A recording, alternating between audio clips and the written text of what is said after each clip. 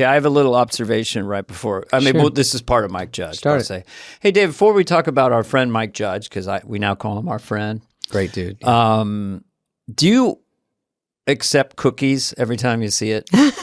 Because whoever thought of the phrase accept cookies is a genius, because really they should ask, can we spy on you? Yeah. Can we spy on you? But accept cookies, they take me right back to fun. a 10-year-old. Well, Sure. fuck yes. I'm going to accept some cookies. I'll accept all cookies and more.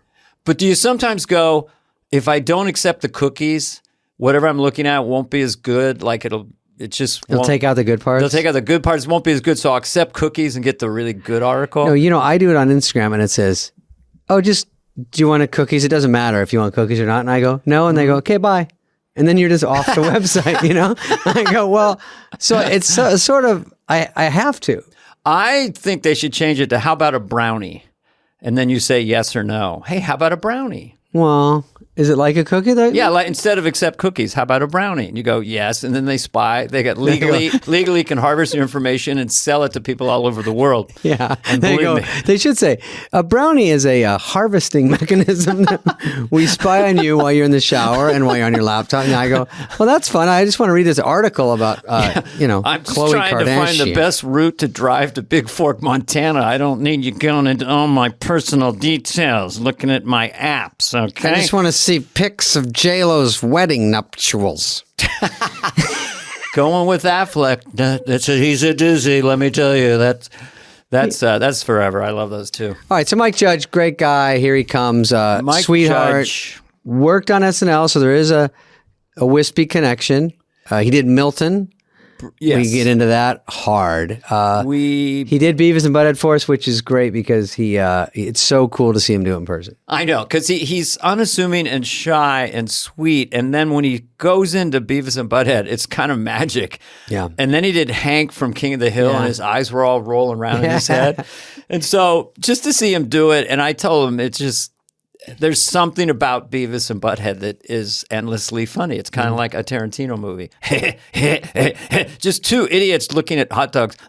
Hot dogs. It never doesn't make me laugh. And it was so much fun to hear his process, how he learned to draw, how he did those voices, what his influences were. Yeah, and listen, he's rich. If I had his money, I'd throw mine away. Here he is, Mike Judge. Why would you throw your money? Well, I have so Why much don't you add mine? No, got to get rid of it. Like Denny said, it all comes down to paintings and planes, Carvey. In the end of the day, you're at Hemingway's in Paris. That's where Bill Gates goes, all right? But getting a Monet and on a G7 to Muscat's a little more pricey. That's that clenched jaw, Dennis.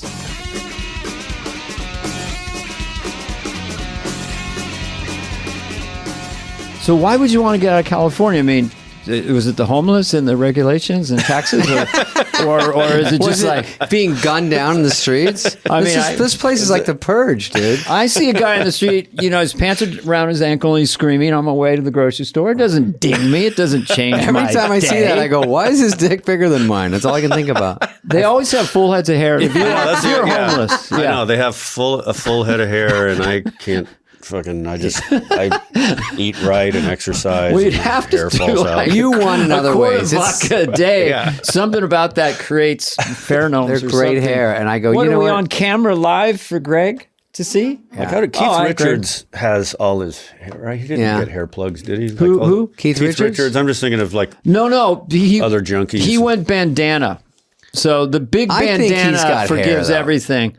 Like Nadal, I've seen the French Open yesterday. I was at the dentist, and he's got the big bandana. You can either be a pirate or a cowboy when you get older. Yeah. The pirate would be Steven Tyler.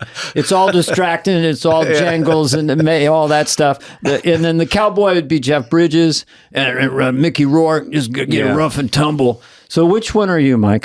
I'm going to have to go You're with still cowboy, but I'm barely I just got to wear a hat or something. I know. Listen, I do. do it too. The hair thing, it drives you crazy. And then you go, would you trade places with that homeless guy because he has great hair? And then you think about it for a while. You go, well, it's a push. I always ask my friends because I try to understand the crisis. And I go, So look, rude. if you No, were so I take that living back. somewhere and you couldn't afford the rent, would you move to a less expensive place 10 miles away, or would you pitch a tent? And no one has said pitch a tent so far. Well, let's get to Mike and Homeless his jokes career. are tough. Have we been recording this whole time? Unfortunately, yeah. Oh, shit. Well, You the can thing cut about this what all out. Mike and I were talking about, David, if you don't mind for a second. Yeah. We were just talking about integrity of shows or something. I can't remember. Voiceover. Voiceover Oh, stuff. he was asking us. Dana has an animated show. Well, non-animated, but it's invisible. all voice. It's a podcast. Like an old-time radio show. oh, right, Yeah. okay. But my sons and I and their childhood friend, we loved the Twilight Zone, and so obsessed by it. All the kids would watch it at my house because I had VHS, and so this is basically our trying to bring that back a little bit. So Well, it's use called A your Weird Place. Check it out, kids. Mike and I, let's just start briefly because this is, You guys are- sort of about SNL, but we can always You guys go way go back. into your other stuff because you have a million things. So Mike and I met, God, Dana, I think you were gone. Were you gone when Mike came? Might have just missed him. You might have just missed I him. met Mike when he visited the Wayne's World Yeah, I set. visited Wayne's World. Oh, yeah? Set. Yeah. Wayne's World 2, I think it was, or was it Oh, 1? so I think it might have been one. And yes, I'm hoping. I no, it was Yeah. super cool. First time I'd ever been on a set. And then I think I first met you at the VMAs maybe, or right okay. before it or something. But you're talking about when I went to SNL. I think because you went to SNL because you had a desk. You had an Yeah, well, office. you, and I'll thank you for that now. You kind of hooked me up. I had before the Beavis and Butthead short, I had a one called Office Space that was the Milton and Lumberg, which you showed to Lauren. And, that Dana. led to God, me helping making people. 3 more of them that weren't very good. The 4th one was all right, but for SNL, and then eventually led to the movie later. Yeah. So the thank you. movie, Damn, the Milton. mega movie. Yes. Now, did Office Space, we're jumping around here, but was it one of those ones that wasn't like $100 million movie and then it just lived on forever as a huge cult hit, or was it also a hit? No, it wasn't a hit at the box office, but it was not at all. It was, but it didn't cost a lot of money. The budget was $10 million, I think. And what year was that? came out in '99. Okay. And came in like 6th or 8th place or something opening weekend. Oh, yeah? Yeah, it didn't. And then then a year or two later, it started really, like, it was charting in the blockbuster Like charts. VHS and the VHS rentals, yeah. and DVD, yeah. That's where they make big money. I mean, Tommy Boy was not a huge hit, and Black Sheep was not a huge hit. And They opened number 1, but they were both opened number 1 at like 35 million, where it wasn't like a mega monster. What about No, Joe- that's what they totally made. Joe Dirt. What did Joe Dirt open? Did that open? Joe Well- Dirt might have opened number 1, but it was still, again, it wasn't like a huge hit. Those are the ones that you really can't tell about a movie until 5-10 years later to see if it really sunk in, because there's big ones that made more money that no one talks about. So they There's open only- big and fade out, but I like when they stick around. Is there like about maybe 40 good movies? Oh, in the world? Well, my wife and I at night were like, Godfather again? Okay. Sound of Music? Honey, we watched Eye of the Needle with Donald Sutherland, which was pretty cool. But it's hard to find a great movie. What I was curious about is you're doing Beavis and Butthead coming out with a new movie. Yeah, it just came out, and then the new series. It's out already. Just straight to, it was on Paramount Plus, yeah. So what was So it? it's still there. So it needs Paramount to be Plus. churned and talked about. Yeah. But it wasn't. You didn't have an opening weekend. Was that your first experience with that? Yeah, it's weird. It's just out there. Yeah, you just put it on the... You platform and there's it. no, they don't, Yeah. they don't announce or publish any ratings or any data, Yeah, so you don't... I mean, it was the New York Times critic pick. It's like 90-something% on Rotten Tomatoes, so it's... Rotten Tomatoes, What? Rotten Tomatoes is still around, so that's... I've gotten a couple of 3s in my Oh my small God. film career. I don't think I've broken 10. Yeah, it might that's go a down lot of after a while. I don't tomatoes. know. Yeah. Well, I guess that's on the critic side, and then the audience side is in the 80s, maybe. I don't know. I should look it up. But it's on Paramount Plus right now. Yeah, Paramount Okay. Plus. Just want to. Streaming on Paramount Plus. And Beavis and Butthead Take on the Universe, or what was it? Yeah, it's called Beavis and Butthead Do the Universe. Oh, they And, do it. Then Beavis there's, and Butthead. hey, that's pretty good. Oh yeah, let's ask Mike if back in the SNL days, I think this was a rumor that maybe we started that if you did a Beavis and Butthead movie, that Adam and I would be Beavis and Butthead. Yeah, that was discussed. Yeah, and but we ended up. I mean, they still. When was it gunned down? About. Yeah, I think I don't know how that. I don't know how. I don't remember at what point it was. Is it when we asked for a salary? But yeah. Spade probably asked for a shit ton of money. I know, like crazy. I'll be Butthead, but they got to back up the Brinks truck. No, I was, Mike gave me a Beavis necklace. Do you remember this? You probably. Oh yeah, the pewter. There's a pewter Beavis Really? necklace not because we were going to do the movie, just because I thought Beavis and Butthead was hilarious, and he gave me this thing that was maybe one of a kind, maybe it was his merch, but either way, I loved it, and it was very nice. So I wore it I had my buddy in town, and they said, Lauren or someone from the show said, Kate Moss is having her birthday. You guys would like to go down and say hi? So do some version of that. I was with my buddy. I don't think you went. And No, I wasn't. We went down. It was her 21st birthday. And so it was just like a party. I don't know her, whatever. And then they said, oh, go say hi to her. So now we're forced together, and everyone's looking. Go say hi to Kate Moss. And she's smoking a cig, and Too cool. I'm just like, hey, explaining that I'm like a clown in America or whatever I do. And she's very posh. I mean, that's And yeah, she was super tremendous. cute. And then she goes, Beavis, because she saw my necklace. I go, oh yeah. Oh. I talked to her like it's a foreign country. I go, in America, this is and she's like, right, give it to me. And I go, give you she this? wanted And she you goes, to- it's my birthday. Oh, and she just. And I She go, wanted you to do the Well, character? actually, this is a present to me. And she goes, give it.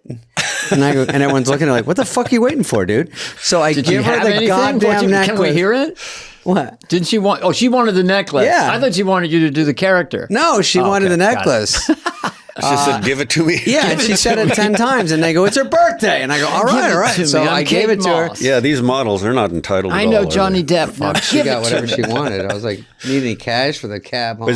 So you gave it to her. So I gave it to her, and that was it. At least she could have worn it in a photo I shoot know, or wear it something. somewhere. I was trotting it all over that's town. pretty hip. I guess it's. I thought in my head, I go, Mike will be glad that at least she's wearing it because it's Okay, so I'm somebody famous. gonna compliment David. David, that was a great story. Me? Yeah, and Mike. Okay.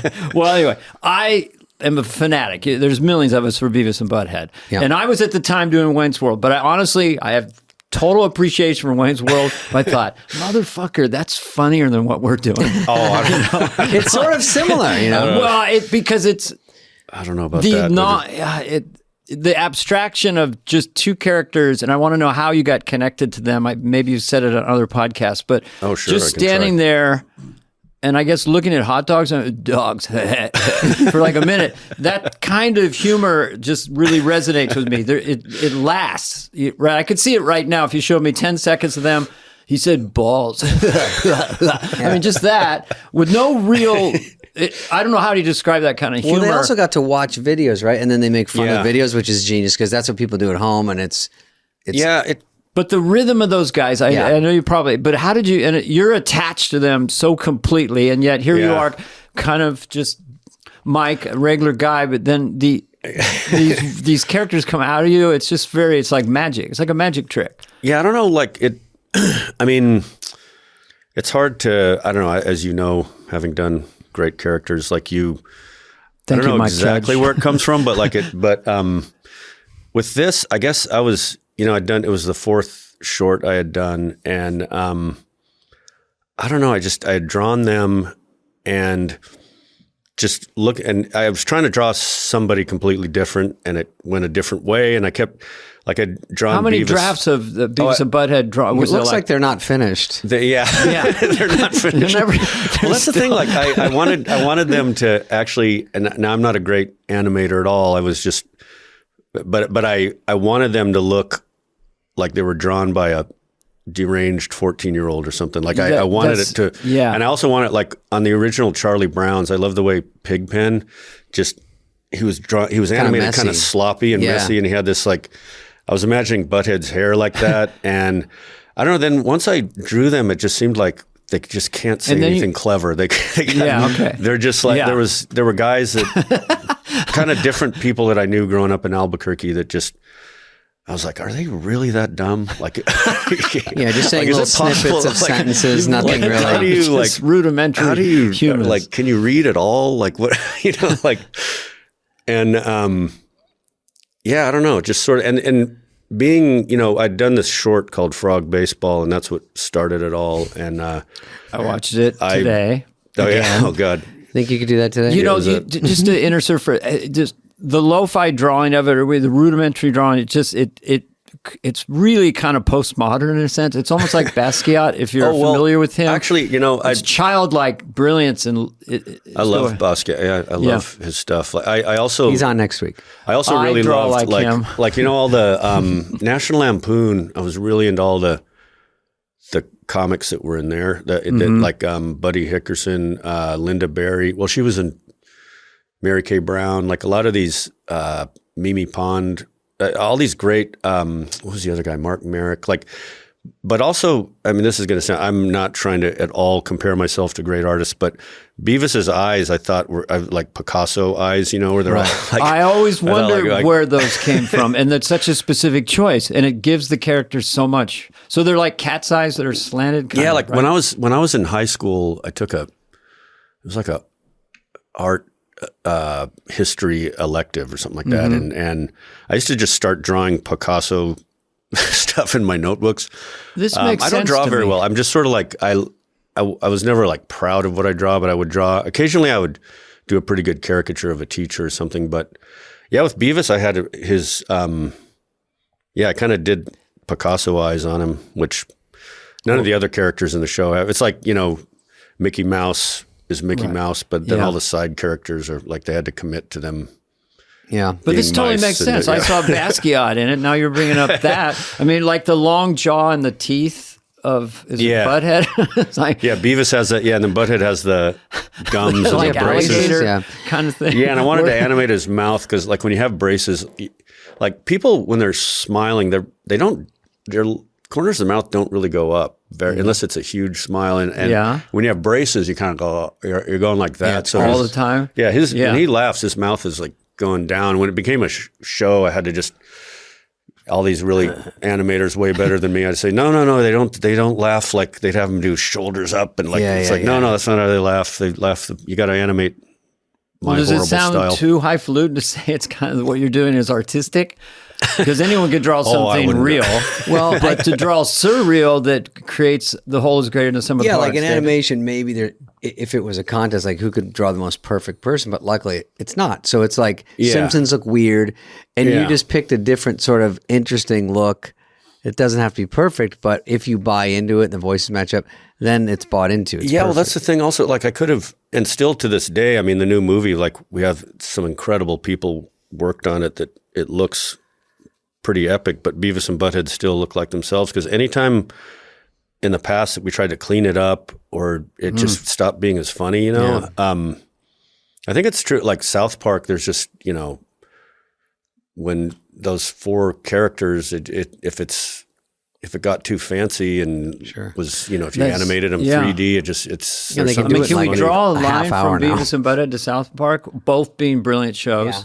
But this lo-fi, I mean, you look at Walt Disney's animation. Yeah. And then I don't know if you were one of the first, but it seems postmodern. It seems like it'd be very hip now just to have that kind of animation. And then, of course, South Park went with sort of cardboard puppet animation. The cutout animation. Yeah, well, I think I was probably the first to have a mainstream cartoon like that, but there were independent animators that were starting, like this guy, Wes Archer. There was a lot of, actually, Mary Kay Brown, when The Simpsons, she had shorts that were in this Tracy Ullman show that I thought were amazing. I think it's impossible to Google because the way it's called Dr. Nagatu, and there's an exclamation point in the middle of her last name.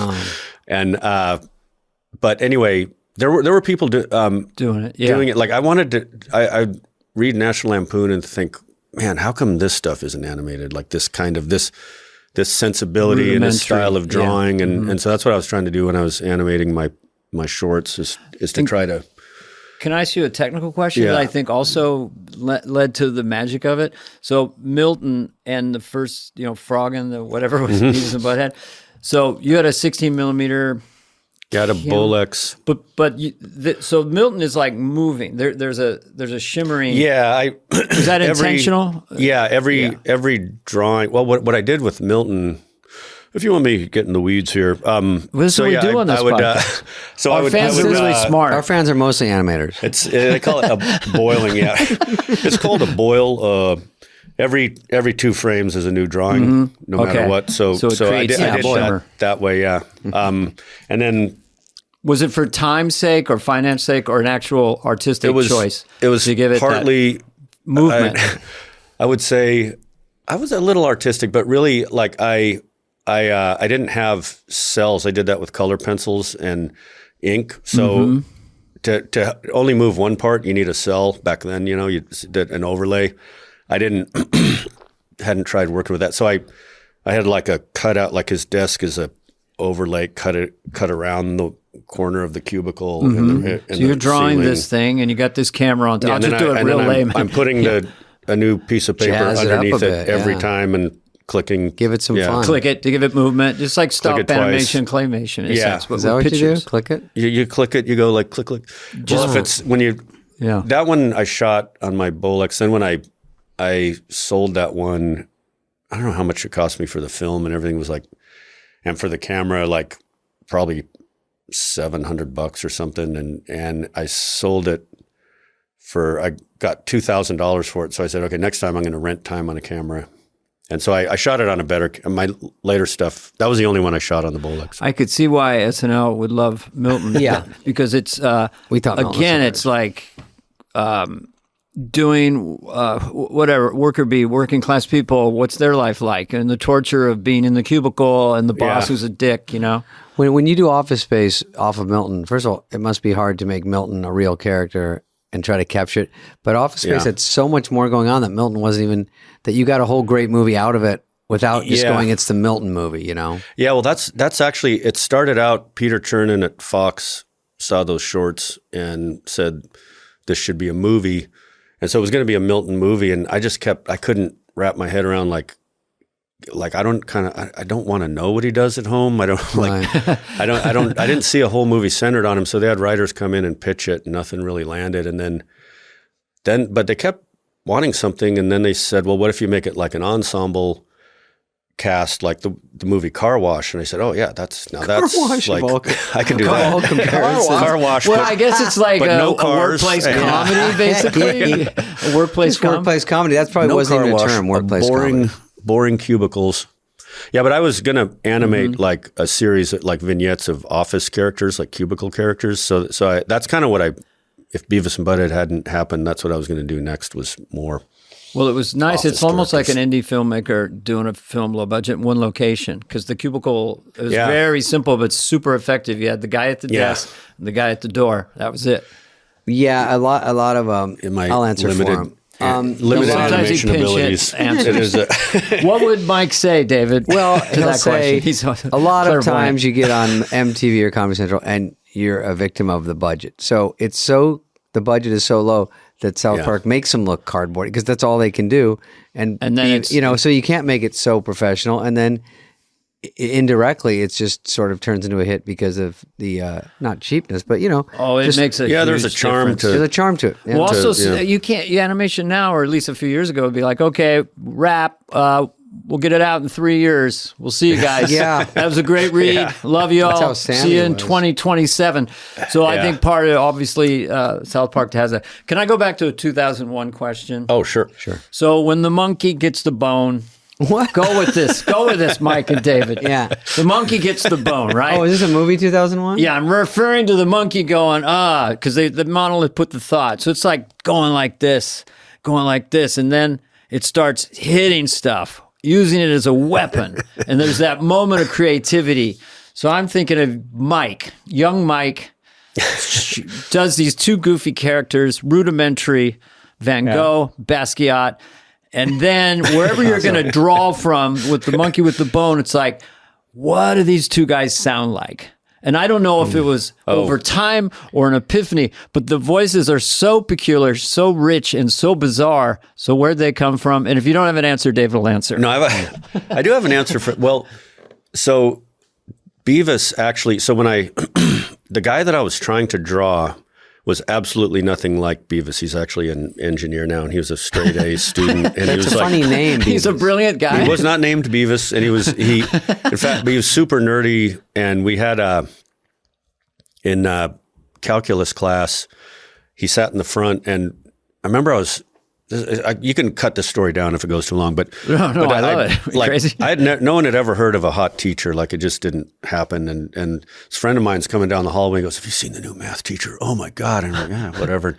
But she was like a former Dallas Cowboys cheerleader, and she was really beautiful. And he sat in front of class, and he was so wound up. Like, he'd constantly be biting his lip and going, and he'd be laughing at everything she said. She wouldn't even be funny. She'd say, "Okay, and then this is an easier way to do it."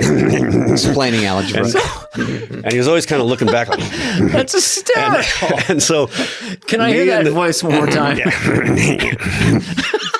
So you are sitting next to him and observing. I'm sitting in the back, and me and this other guy, hysterical, Bob McCarthy, and then my other friend, Mike Cedibaka, I started imitating him like he would do it, and then I'd be in the back, I'd go, and then they started doing it, and the teacher, I won't say her name, she got really pissed and chewed me out one time, like chewed us all out because we just kept doing that, and then like she got really emotional, and I was like apologized and everything. Then she turns around to the chalkboard, and my friend just goes,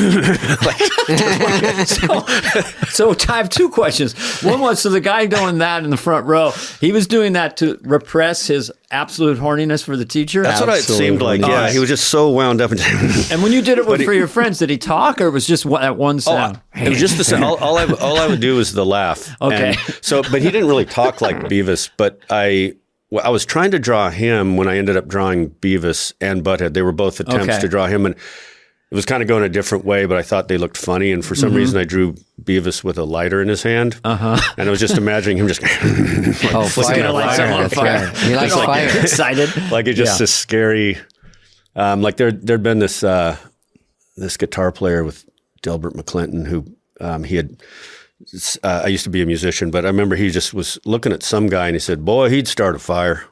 And that's what Beavis was a little like pyro. Yeah, he was a little pyro, which got us into trouble. And then Butthead, I did the drawing.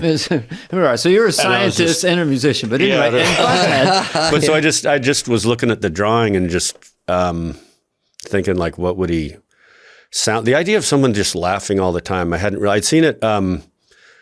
Like there was a Mimi Pond cartoon in National Lampoon where she just had this weirdo getting on a bus and he's just going, huh, huh, huh. Like it just was written out. Always kind of. And I thought that was kind of funny, like the idea that there was something else I'd read in National Lampoon. They just described some guy that just had a dumb laugh, and I don't know. It just seemed right, and I wanted them to just be laughing all the time and barely talking and just deranged idiots. It's like the laughs when it talks when he goes, Well, yeah, Beavis like barely said anything at first. I was thinking of him as this brain fried guy who just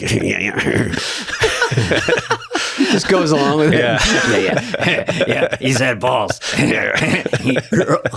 Oh my God. The first one of those was them watching like.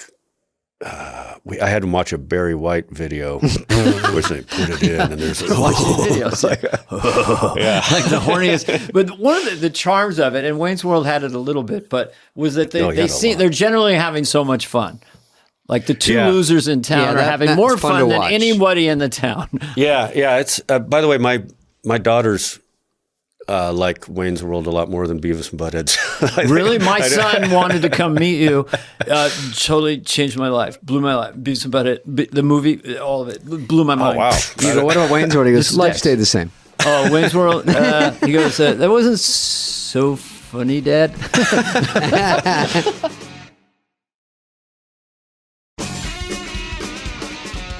I like that Mike used to. Did you program F-18 Hornet jets and then you go, I might switch? I worked on I didn't. Well, I worked. Yeah, my first engineering job was I was electronic test engineering for the Yeah, it was a F-18. It was Funny. all very boring except for F-18, I guess. Like I wasn't out on the tarmac. Like I was in a cubicle. You were basically with Maverick. schematics. So you're a science whiz in high school and college, and you worked with. Yeah, I was good at. I could do. When did you get physics and dumped? math. Do you know how to find the base of an isosceles triangle? Yeah. Most comedians Gun to my suck head. at school, and I've never met a done some, mathematician comedian. There are not that many. There's a couple Simpsons writers that have. There's one I think it's got George Meyer. Well, there's some Harvard-y brainiacs. David S. Cohen and who's it? Ken Keeler, I think is his name. I think he's got a PhD or something. Yeah, there's some. No, well, you were a science kid and everything, but were you also like doing voices and making people laugh? Yeah, I did imitations a lot. Yeah, I started realizing I could do them in high school. I think I peaked my senior year in high school. Were they have famous people or just that's the classmates? thing. They were all just teachers too. and classmates. I didn't classmates. do anybody famous. Yeah. I'm kind of still that way. I don't know. I guess like I can do. Yeah, it's like people I know, and if it's a famous person I know, I can do them. But I don't often do them. I don't know why that It's is. the same thing. If you do Really, an you didn't- impression of a friend and then that friend becomes famous, and now it's not a Yeah. character, it's an impersonation. Right. But if it's an unknown, I mean, Church Lady was just teachers I knew. Garth was my brother, just, I remember reading that. Yeah. absolutely. And he lives in Albuquerque for years. ABQ. Really? Yeah. Wow, He you invented guys the are video Rocky Mountain toaster. people. I don't know if you ever intersected with that. Did he really? Yeah, the video toaster with Tim Jennison. It was with Amiga computers, early Yeah, 90s. oh, yeah. First like home What's a video rec- toaster? That home was video recording system for people want to cut videos at home. Oh, that was like using wasn't that like early 80s or something, or even older? Well, no, it might have been mid 80s. Mid 80s. Yeah, maybe. Yeah, I wore a toaster T-shirt in Wayne's World 2 as Garth underneath the thing. Is that why he was in Albuquerque? Was there because Toaster capital of the world? He was in Silicon. He was in Silicon Valley, another place in one of your shows. Microsoft and then started he in Albuquerque. moved to Albuquerque. Just his wife was going for her master's at the University of New Mexico, and he just worked from there. And so he still works at Sandia Labs now. He's an engineer. Oh, okay. Yeah, that's what I was wondering if Sandia. I have an office space question. David? Before we get to We'll be back Silicon right after Valley, this word from our sponsors. Office Space had Aniston in it too, Yeah, right? Jennifer Aniston. She's great. What was she That, like? She was fun in that. She was very funny, very good. She was great. The whole thing was great. I heard Good comedy TGI timing. Fridays lost their flair because of that. Did you read that?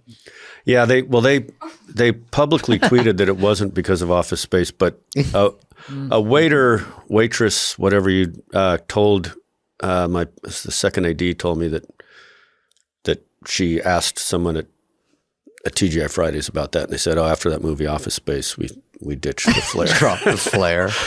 But yeah, that was something I had in the script. I had the line about we're not in Kansas anymore, and then this writer Brent Forrester I was working with, he was in Austin and he worked on King of the Hill, and he was staying at a hotel next to a TGI Fridays, and I said, "Hey, if you get a chance, can you go?" Like I was too chicken shit to just, I don't know, I didn't want to I said, "Can you just ask them?" Because clearly they don't wear those because they want to. I mean, all those buttons must be. And I was just curious, well, everyone has them, and do they tell you have to have a certain number or whatever? Yeah.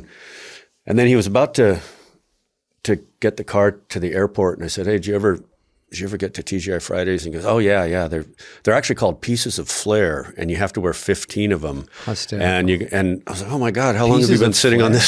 Sitting on that juicy one. That's too good. And so then we started riffing on that stuff, and that was a very last minute ad. All those, but that was to give, because when casting her enabled, that kind of made the studio relax more about casting all these unknowns or semi-unknowns. Mm-hmm. So King of the Hill also, I'll just insert She was this. also smart to go into that movie. My son's favorite. And I remember they liked The Simpsons. They fell in love with South Park later, but it was always King of the Hill in my Really? house. Wow. Always. What the gosh darn are you doing? I mean, that guy, Yeah. that had another magic charm to it. I mean, it's famous, right? It's huge. Yeah, King that of the was Hill. I mean, it's something. that was one of my. That Hank, was right? Yeah, Did you- Hank was a combination of imitations of. There was a guy in my paper route me and my brother had a paper route, and he was our first time collecting. I can't remember. Collecting is tough. Yeah, you go at the end of the month, you'd collect. Oh, did it? And he thought we were like, he said he was always out in his front yard with a beer, just like drinking real slow. And I love those he was guys. like, he said, well, you ain't my paper boy. And said, yeah, well, that guy quit, and we're the new paper boys. Said, well, I know what my paper boy looks like, and you ain't him.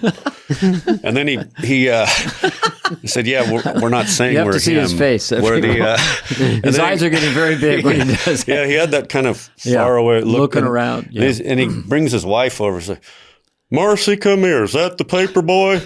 They ain't the paper boy. I was like, no, we're not saying we're that guy. And then we said, well, we're going to have to cancel your paper. He said, well, I'm going to get the paper when the real paper boy comes. Jesus. That's that Because frequency you're of collecting, humor. which is Yeah. in to the audience. That's what the end of the month. Oh, You go get that's the money for the paper, right? Because my buddy used to, I'd go with him. Oh yeah, And it was always you did so- that in Arizona? Yeah, you do the paper, then you got to go do the collecting, which was the hard part. You hit them up for the cash at the end of the month. God, you get up at 4:30 Oh, for I the did. morning My friend, he paper, told and me it you're was so wrapping fun. them, It was and not. then.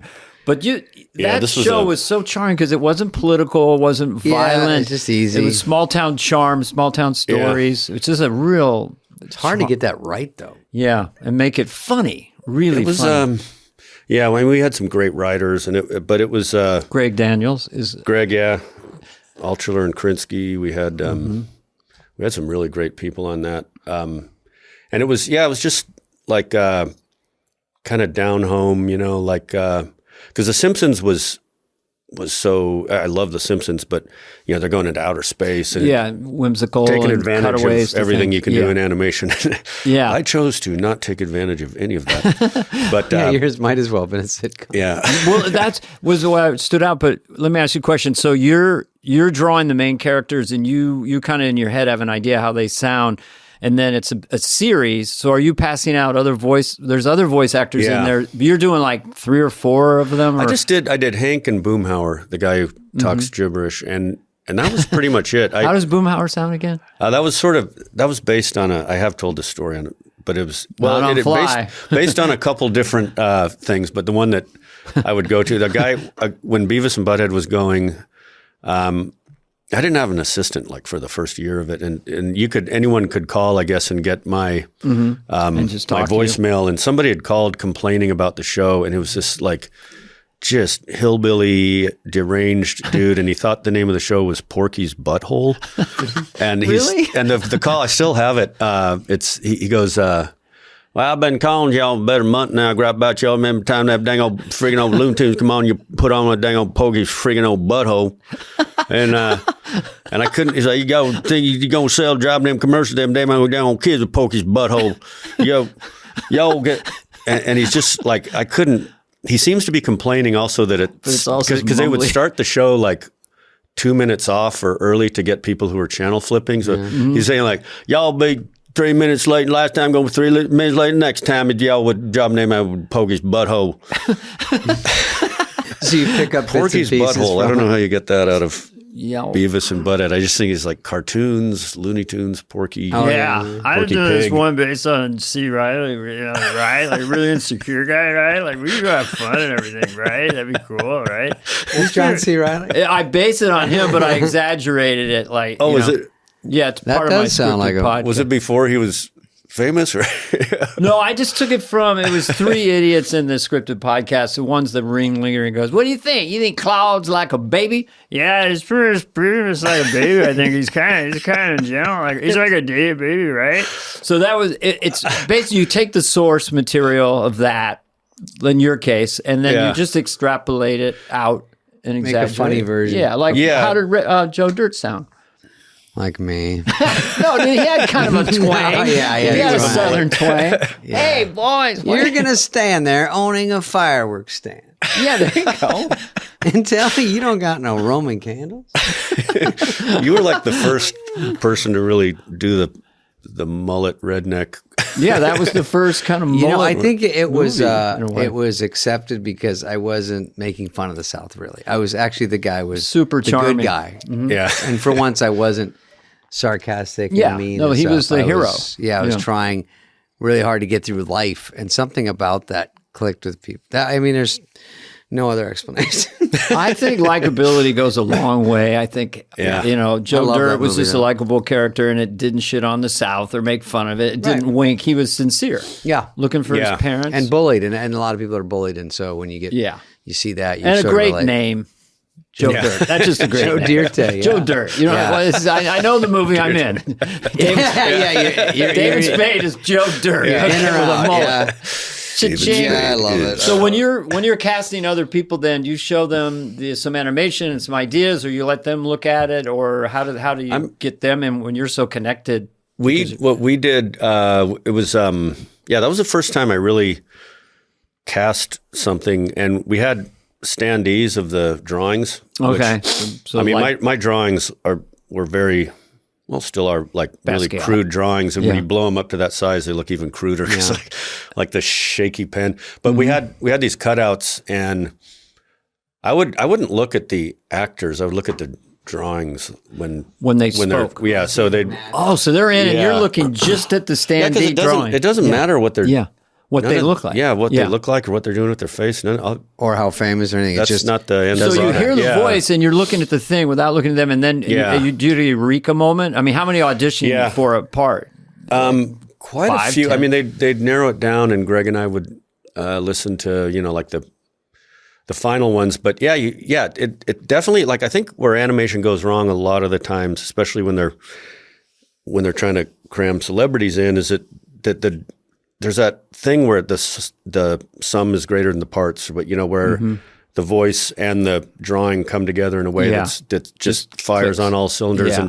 And so I would I'd look at that, and like when Stephen Root read it, I mean, Stephen Root's also just naturally funny, like a lot of like you all are, but that clicked. And then the one that we had a little bit of because we were talking earlier about the celebrity thing, was the character Dale, which Johnny Hardwick was one of the writers and a stand-up comedian. I think you know him from way back. Yeah.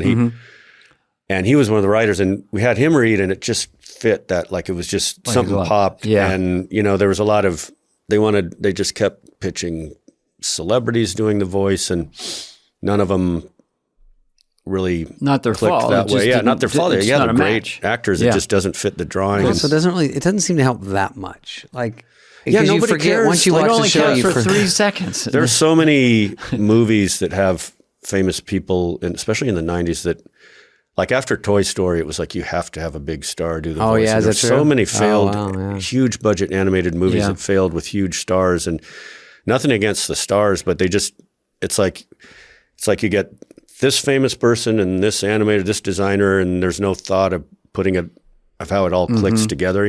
Yeah. That happens a lot. I mean, sometimes there is. It just needs When to, I did needs to that pop. llama movie, You had a big The Emperor's New Groove. Yeah. That was. yeah. I remember going in. But that worked. and I mean, they that said worked. that one. I love that one. They said, Yeah. "My only good reviews." And you're playing a llama. I'm a llama. Well, And it how was did he sound it was again? the Prince and the Pauper. The first. Mike might know a little bit of this because he's in that world, but it was a big Disney movie. I think Michael Eisner, is that probably who's running it? So I get brought in. I was doing Just Shoot Me, and I play this prince, and Owen Wilson, who's your buddy, is our buddy, is playing I think it was a pauper. So it was basically going to be we switch bodies or we switch lives. I'm the queen is Carla Gugino. So I think those are the 3 people that had Winnie Oh, she Malick. was the voice of the. She was no. So we do Oh. it for a year and a half, and I'm doing the voice, and it was it was before you got paid, so it was just an honor. And I go, it's What an God, honor. they're making Yeah, it just an Shrek. honor. I think Shrek was an honor, and they got paid. So I literally was making I'll be like fun a for little you. over scale, and so after a year and a half, I go, hey guys, is that a wrap? Like, do you got it? And because they give you pieces of the script. And all Go that. in, So after a out. year and a half, they show an animatic to Michael Eisner, and he doesn't like it. And there are already millions into it, and they say, "What else? I want What to be else a could this studio be?" executive. And they said we had another idea where he goes, "I sort of like the sarcastic prince." And he goes, what about, which is me. And he goes, what about that they had an idea that I turn into a llama or something. He goes, yeah, do that one. And so another year and a half, we had to change everything again and do it all over. By the end, I didn't want to even go in anymore. I go, I don't even know what we're doing. We're just ad-libbing, riffing, doing stuff. And when I saw it, I was thinking in the back of my head, this is going to be a disaster. And it made me laugh. I thought it was so funny. I go, Yeah. God, these guys are good. They know how to do it, and they made it work. It looked cool. It was a slightly different look. It was one of the first newer... Dana wouldn't notice he would know that. I would just go, look at the funny pictures. There's like David. my daughter had, when she was like 8 or 9, I think she had, there was a full page ad for it in in a magazine that she had pulled out and stuck on her wall. Because you wanted to see it? Yeah, because it was like, but it just had a cool design. I thought it was like, it didn't look like the typical Disney from what I remembered. Like they finally started to do something a little different. And it was so fun to do because I can't even give myself the credit because I would make up jokes and they'd give me jokes, but it was more, they have so much going on around the story with the animation that they make everything funnier and better. You know what I mean? Like even in Hotel Transylvania, everything, it doesn't read as funny, and then when you see them do it, they know what they're doing. So I know. It just adds to jokes so much. It can go wrong so many ways. So when it works, it works. I actually read for an animated TV show once, and I think I blew it because I came in for the audition, and they said, Mike's looking at the standee, you can come in now. And Mike is looking away, you can come in. Well, I won't dare you, boys. We gotta playing get down Jimmy there. the Raccoon. Well, let's ask Mike if he met Lauren, and did you ever have to meet Lauren and sit with him and talk to him? Yeah. And when did you get the call that SNL's going to use Milton? Oh, I first met Lauren actually when I visited your set. I was on the way. That was my first Hollywood flying me out and meeting everybody. And then you came to the set. Yeah, so I'd met like a bunch of studio executives, and they're all like kind of really like friendly and like, we love your stuff, and all that. Yeah. And I'm like, oh my God, Lorne Michaels, I'm going to meet him. This is going to be amazing. And it's like, oh, he's not ready yet. Why don't you go visit the set? That's where I met you. And then was I in character? I think I was in the outfit, had the whole, right? Yeah, it was amazing. You had the Garth outfit on. Hey. But I go in and Lauren was in such a foul mood. Oh, no. Oh my God. And I was just like, oh, did I piss him off or something like that? And he was nice. Producer stuff. But I was like, something must have just happened. It's a budget thing. We need the AMC pacer like fucking yesterday. Who is it, Mike? Come on in. Yeah. So what was that like then? I mean, I was starstruck. I mean, I was such a huge SNL fan. And but then I met Spade here shortly after, and I think you had turned him on to the Milton cartoons, and then I was back in New York. I went to SNL and met with him and Jim Downey, I think. Jim Downey, one of the greats.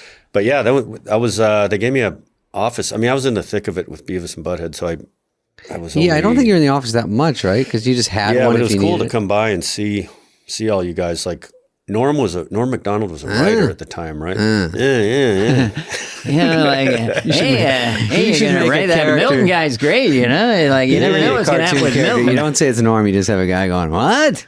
Why is he called Milton, I mean, put him in a cubicle, right? That Norm could always find a word and repeat it and just make it funny by repeating it. Like, he'd probably get on. Amazing. He's in a cubicle, right? That's where you work, a cubicle? Cubicles, That's part of Norm's genius. So you're part of the team. You're making Milton. And so is your only job to make Milton? Is that what it was? Is to hand in shorts? And they but they gave me an office there, and at one point Lauren got really pissed at me because I was just used to like this is interesting. I had sent then he was quickly very nice, but I sort of get it. I'd sent a storyboard for 2 more Milton cartoons, and I just hadn't heard back from anybody or something. I don't know. It happens.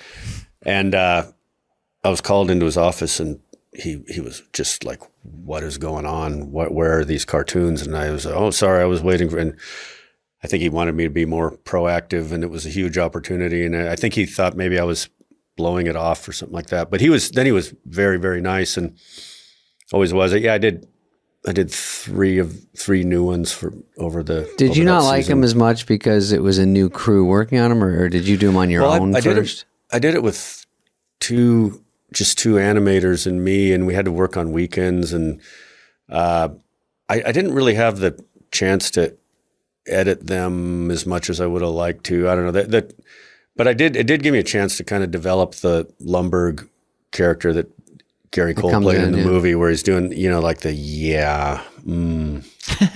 all that stuff, the yeah that means no. And so it was, but I like the fourth one I remember liking, and I used some of that material in actually Office Space, I think, is SNL gets a credit in it, or maybe Lorne does or something. Yeah, a little one.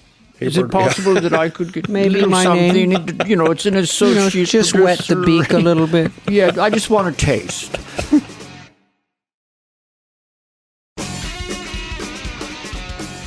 So, Mike, you're very observant. I would suspect that you would probably create a character based on us or something. I mean, if they said it was Lorne called you, it'd be Dana and David. It's fly on the wall, but it's animated. Maybe I could get you guys to play those characters and do a podcast. We are so busy. I like your career. I like, I do Silicon Valley. It's generally a guy, your sensibility is infused with things. And it's a very safe bet to drag. Did they ever back up a Brinks truck to you, like, and you knew it was a shitty idea, but it's generational wealth. Someone needs an operation, and you must have said no a lot after Beavis and Butthead. You had fuck you money or whatever, or success. Screw you. So what kind of deals came to you without throwing anyone under the bus that you just said no, thank you? Yeah, there was a few. I mean, I said yes to some stuff that thankfully didn't go on, but really, the first, let's look at a clip. Not to throw too many. Yeah. Well, fortunately, there's no Wikipedia. clips. There's some script pages. There was a summer camp movie and I never went to summer camp. My parents didn't have summer camp dough, movies. But always work. Yeah, well, that's what this was like. Then that was the first thing that was offered me, and I said yes. It was like. It was an offer to write and direct a summer camp movie. Does sound fun though. And I said yes. And then I shouldn't say the title, but I was like, I did the best I could for that concept. And you wrote and directed it? No, I didn't. No, we never. It. No, I wrote, and then I wrote an outline, and then they got a writer to work on a script, and then it just kind of sat in development for a long time. And I passed on it. Based on the script, like I was able to do that. On your own script, you didn't. The one that co-written by. I read the script. You passed on your own co-written script. Let's guess the title. I'm going to say Summer Nights. David, I'm going to say Camp Let's Fuck. It's you couldn't possibly guess as hacky as what it is. Maybe I should just say it at this point. It could have been a good movie. Well, I will say Mike has a high slugging percentage because all this. You have so many things that did work that no one hears about that stuff. And you also have a way to make boring funny. I mean, to say Office Space is like a dull, boring office and we're going to make fun. It's hard to do genre, basically. It's hard to make that dry stuff that's so boring not be just boring. Well, I mean, The Office did it later. Ricky Gervais was doing it. Gary Shandling was around doing stuff like that, and you were Gary Shandling was probably I was a big fan of Larry Sanders. That sort of that might have influenced me some, but I was also just like I don't know. I liked I keep mentioning Mary Kay Brown. Her shorts, the Dr. Nagatu had a quality to him. Like one of them is just like she's at lunch with someone and there's this kind of vase on the table in the middle of them that just keeps getting in the way. And it's like one of those really relatable, like do you move it or not? And I was like, wow, you don't see that in animation. That's really, really cool. But yeah, there is, I mean, Seinfeld had been on for a while at that. Well, not when I did the shorts, but for the movie. But yeah, I mean, the studio, they were very gung-ho. And then when they started seeing the dailies and going like, wait, this is just boring cubicle stuff. You got to move the camera around. You got to do something here. This is horrible. Really? Got to get them talk louder. Really Someone panicked. should like, sing. can you do like? So, yeah, was that your first directing live action or not? Yeah. That's scary as shit. Oh, it was. So that's really a commitment scary. thing then when you're editing it and you're doing that compression humor of like holding the awkwardness. Yeah. Where the Yeah. studio's going to want, can you pop it around, Yeah. kid? Yeah, Yeah. It was. Yeah, actually, they were really down on it until the first test screening, and it was getting big laughs. I mean, it didn't score very high because it didn't have like the big emotional kind of ending. Maybe that it didn't have Right. Tom Hanks or whoever, but it had that medium kind of like on the cards. There's like excellent, very good, and good counts the same as horrible. Like so, Right. if they're like, So oh, the that's cool, top it was two good. boxes. Yeah, it's the that top term, two. top two boxes. Yeah. That means great or really great or something. And like the top two, if you get like 75% of the top two, that's a horrible score. Like You have to It's really got to be kill 90. it. like yeah, you got to be it's like, and Office Space was like, it was like 78 or maybe even one of them like 80 in those top two, but like the good, most of them were in the good. There weren't a lot of, if you look at that Bad. stuff, and when you have a weird did you movie feel? like that. How did you feel at that screening when you saw it? Well, before going into it, I was Sickening. I was sick to my stomach. Literally, like I was like, I'd worked in a movie theater when I was just a ticket tearing minimum wage job, and I remember thinking like, God, I wish I was just someone working in a movie theater right now. And we Stress. screened it up in Westlake Village outside of LA, but then once the audience started laughing, I was like, okay, thank God, this is like because I had. Like, I don't think the editors didn't think it was funny. The studio didn't think it was funny. You Like, see it too much, and then you need that fresh audience. yeah, and I don't know, like, yeah, it was very. that was the most stressed out, maybe. Like, especially when I don't know if you've experienced this, but like, I'm writing it and going, oh, cool, I'm going to make a movie, and then all of a sudden, shit, there's 18-wheelers and trailers and construction people building, Coming up to you going, this stuff. color, sir. And I'm just you're like, oh God, what if this is something that just me and my brother and a couple of friends think is funny, and that's all? And here's all these poor people, construction people working, and drivers. Whispering, what this have I movie done? sounds like a piece of shit. yeah. You always think that they're all going like, oh God, what's this? I said, one crew guy goes, is there any funny parts? I go, because we're shooting it out of Someone sequence. said that? Yeah, he's like smoking a cigarette. And I go, I wrote this. He's like, oh, I'm sure it all cuts together. I go, oh yeah, we'll see. Jesus. Oh God, it's such a horrible feeling. I remember we'd put all the cubicles in this place we were shooting, and the first rehearsal with Gary Cole and Ron Livingston, and it's just like, yeah, if I could go ahead and get that, it's this slow scene, and it's just me standing there, and You're first like going AD like looking down, and there's a couple construction people over there kind of going, And they're getting bored. and I'm just Is this a oh comedy? my God, I have to. This is a comedy? Is Yeah, it I too think late? that's what the guy Can I said. get out of this? Is this a comedy? Can I quit? Yeah, fine. I had a preview once. I won't even say what it is. It was so bad you couldn't even make sense of it. It was Oh, a insane. test screening? Like a test screening. Yeah. Even my manager was going like this. Everyone's getting low in their Sliding seat. down. I'm sliding way down. I couldn't even make any sense of it. It's just an unbelievable mess. And then it was Herculean effort to get it released. But And were it's you terrifying. like, did they do the thing afterwards? Because the audience probably recognizes you, right? If you,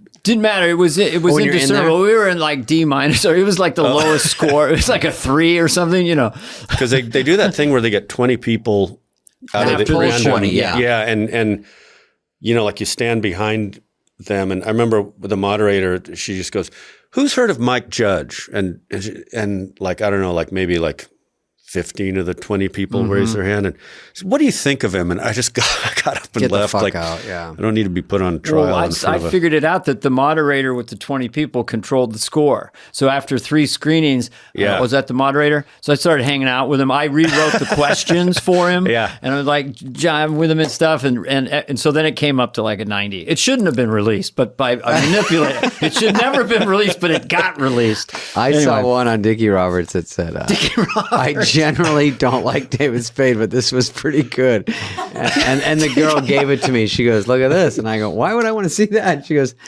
that's positive. Roberts. Yeah. What was that Genuinely don't 90s run you had? You had Dickie Roberts, you had Joe Dirt. Yeah. But they were low budget, so they all made money. Yeah. They all made money. And then they was go another- on and they quietly make Paramount 50 to In 100 those million days, on video. they'd make 60 million on video. Yeah, it was such a great racket. Yeah. Because you they had didn't a run cost of- much to make. Wait, was PCU? No, that was before. That was my first one. That was with Jeremy Piven. Yeah, that was early. What about what was the other Jerry Piven. Tommy Boy, and what was the other Black Sheep. Black Sheep. Tommy Boy, that was a smash. That one really lives on. But it That lives one is- on. Yeah. Yeah, It's people. huge. Yeah, that one. It Thanks. just grows and grows. It seems like.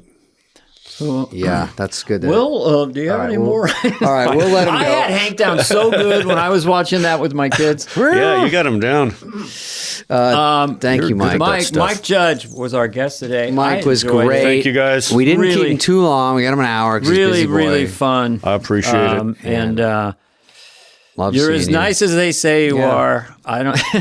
Very And so are you talented, guys. very cool. unassuming and an incredible observer of humans. You live here in Austin? Is that because I was in Austin? Yeah, I moved back there pretty much full time like a year and a half ago. Yeah, people dig Austin. I liked it. It's too hot in the summer. We went there. We do a live podcast. We did a live podcast in yeah, Austin. Yeah. Oh, were you there recently? Yeah, probably the last. we were there with a guy named James Austin Johnson Yeah, from we drove by your SNL. house and beeped. Yeah.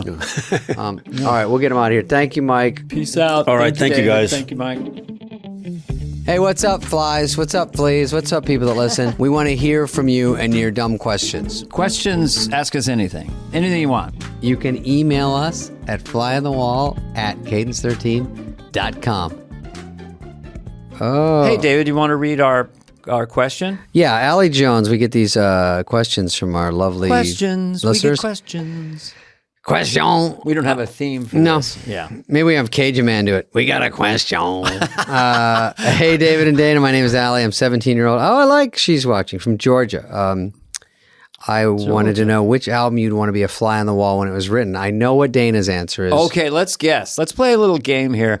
Guess I'm going to guess Dana's yours. answer. I'm going to say either the White Album, Sgt. Pepper, or Rubber Soul. I don't know. It's one that rotates. Oh, it is?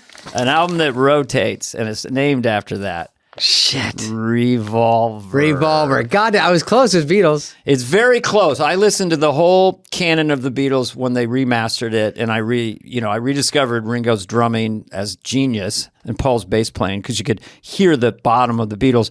And as I went through the whole canon, I don't really have a favorite, but Revolver just pops for me. There's a raw. I mean, is I'm Only Sleeping is the first song. I go, okay, what's the second one?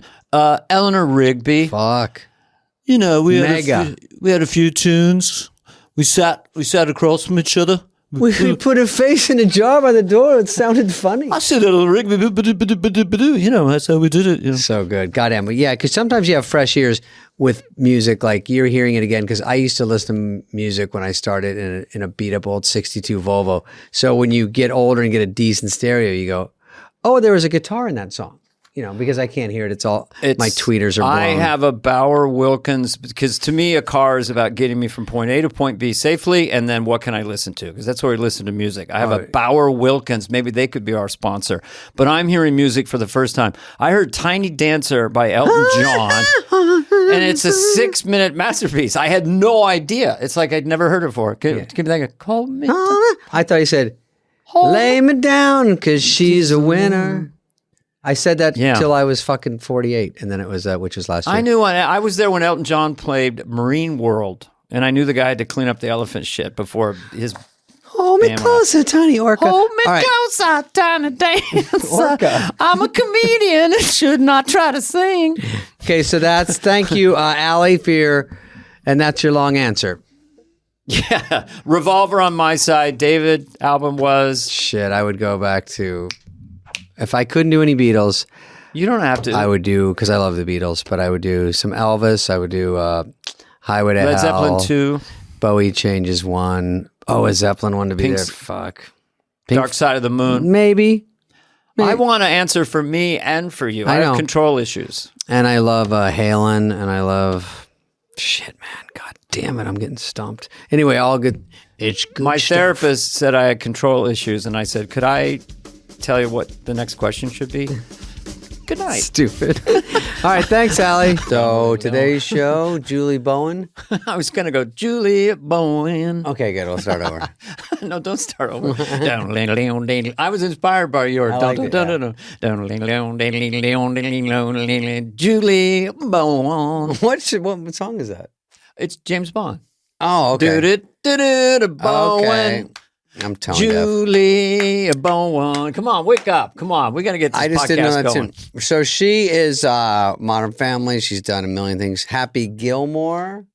Happy Gilmore, a lot of movies. She's what I would call a kick in the pants. She is a lot of fun. She's a pistol. She was funny the whole time. She made fun of me the whole time we dated in the old days. And so. Wait a minute, what? What was that? What's it about? Dated who? Dated what? So this is one of David's ex-girlfriends, but friends. Yeah, we're still friendly, and I don't see her really much because she lives in the valley. Gross. But no, we're still friendly, and she's always funny to talk to. Is she bust my balls the whole time, which you thought was funny. She was. I was just barrel laughing the whole time. I was bent over with tears of joy. She was just funny. Yeah. This one is just a lively, energetic, funny little visit with Ms. Julie Bowen, who I had never really met. Yeah. And so I just enjoyed her company. I thought she was so cool. She just produced a movie, Prom Pact. Bless you. And she has this preteen skincare brand called JB Scrub. Do you know that? To get your pits. No, I wouldn't use preteen skin products, would I? I've never heard of that. You're 14. No, yeah, that's a teenager. No, this is tell it serious. It gets your pits, butts, and nuts. That's the hook. Isn't that funny? Pits, butts, and nuts? Yeah. With a JB smooth cream? JB Scrub. JB Scrub. And by the way, 15% off if you put Fly Friend 15. That's so for our audience that is 12, is this for who's this? Or for their kids. Or for the kids. Okay, so it's JB Smooth, Pits, Butts, and Nuts. Oh. Speaking of young, someone thought I was 48 recently.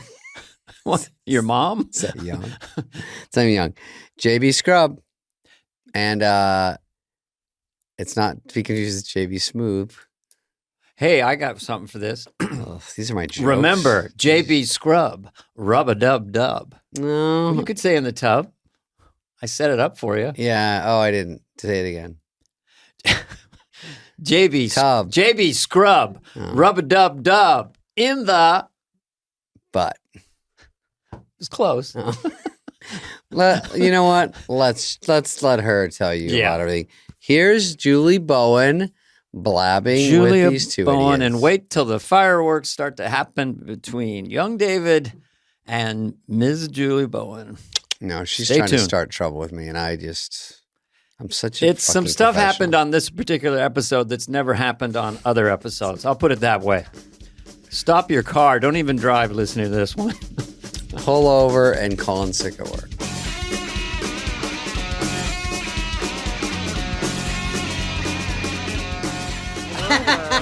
So serious. Oh wait, why am I in like a tiny chair? Why is That she? was intentional. We want to feel. Is she large. low? This is like a Teacher-parent conference. Julia's being very. Ones around the kitchen table are Yeah, will you grab one more? Oh, thanks, Greg, so much. I don't know what's going on. look like the same height. You look like Megan, that movie, Megan. Megan. Yeah, she's 11. I don't know the Megan Very low. dance. She's an 11-year-old sex doll. Why did they make Megan such a Sex slut doll on the was poster? mentioned within 32 seconds. Why did they make Megan into an 11-year-old sex doll? Well- That's a good question. I don't know if the robot needs a Kylie Jenner lip kit. Did you see? She has like eyeshadow. She's like, I'm Megan. I'm like, that's not the movie, is it? And for the teenage girl audience, I'm having a candy bar. I think it's for the. I don't think it's for the teenage girl. I think it's Guy. teenage boy audience. I have three teenage boys. boys, Yeah, and boys. trust me, they are all spending a lot of time in the shower after that one. After Megan. After Megan. Hey, save some water. They're There like- were 5 boys or 4 boys in my family. 4? Which 4. one were you?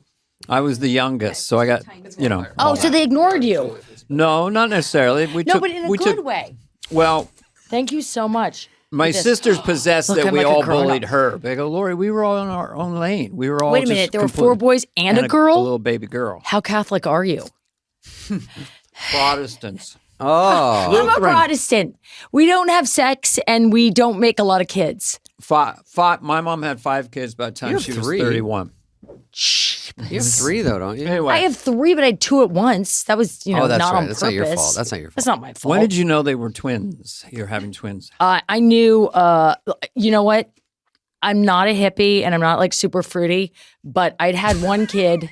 Shut the fuck up, David. I can already see you like going, he rolled his eyes. I'm not fucking super fruity, No, but you're I not. did have a dream when I was pregnant and I woke up and I said to my then husband, there's more than one.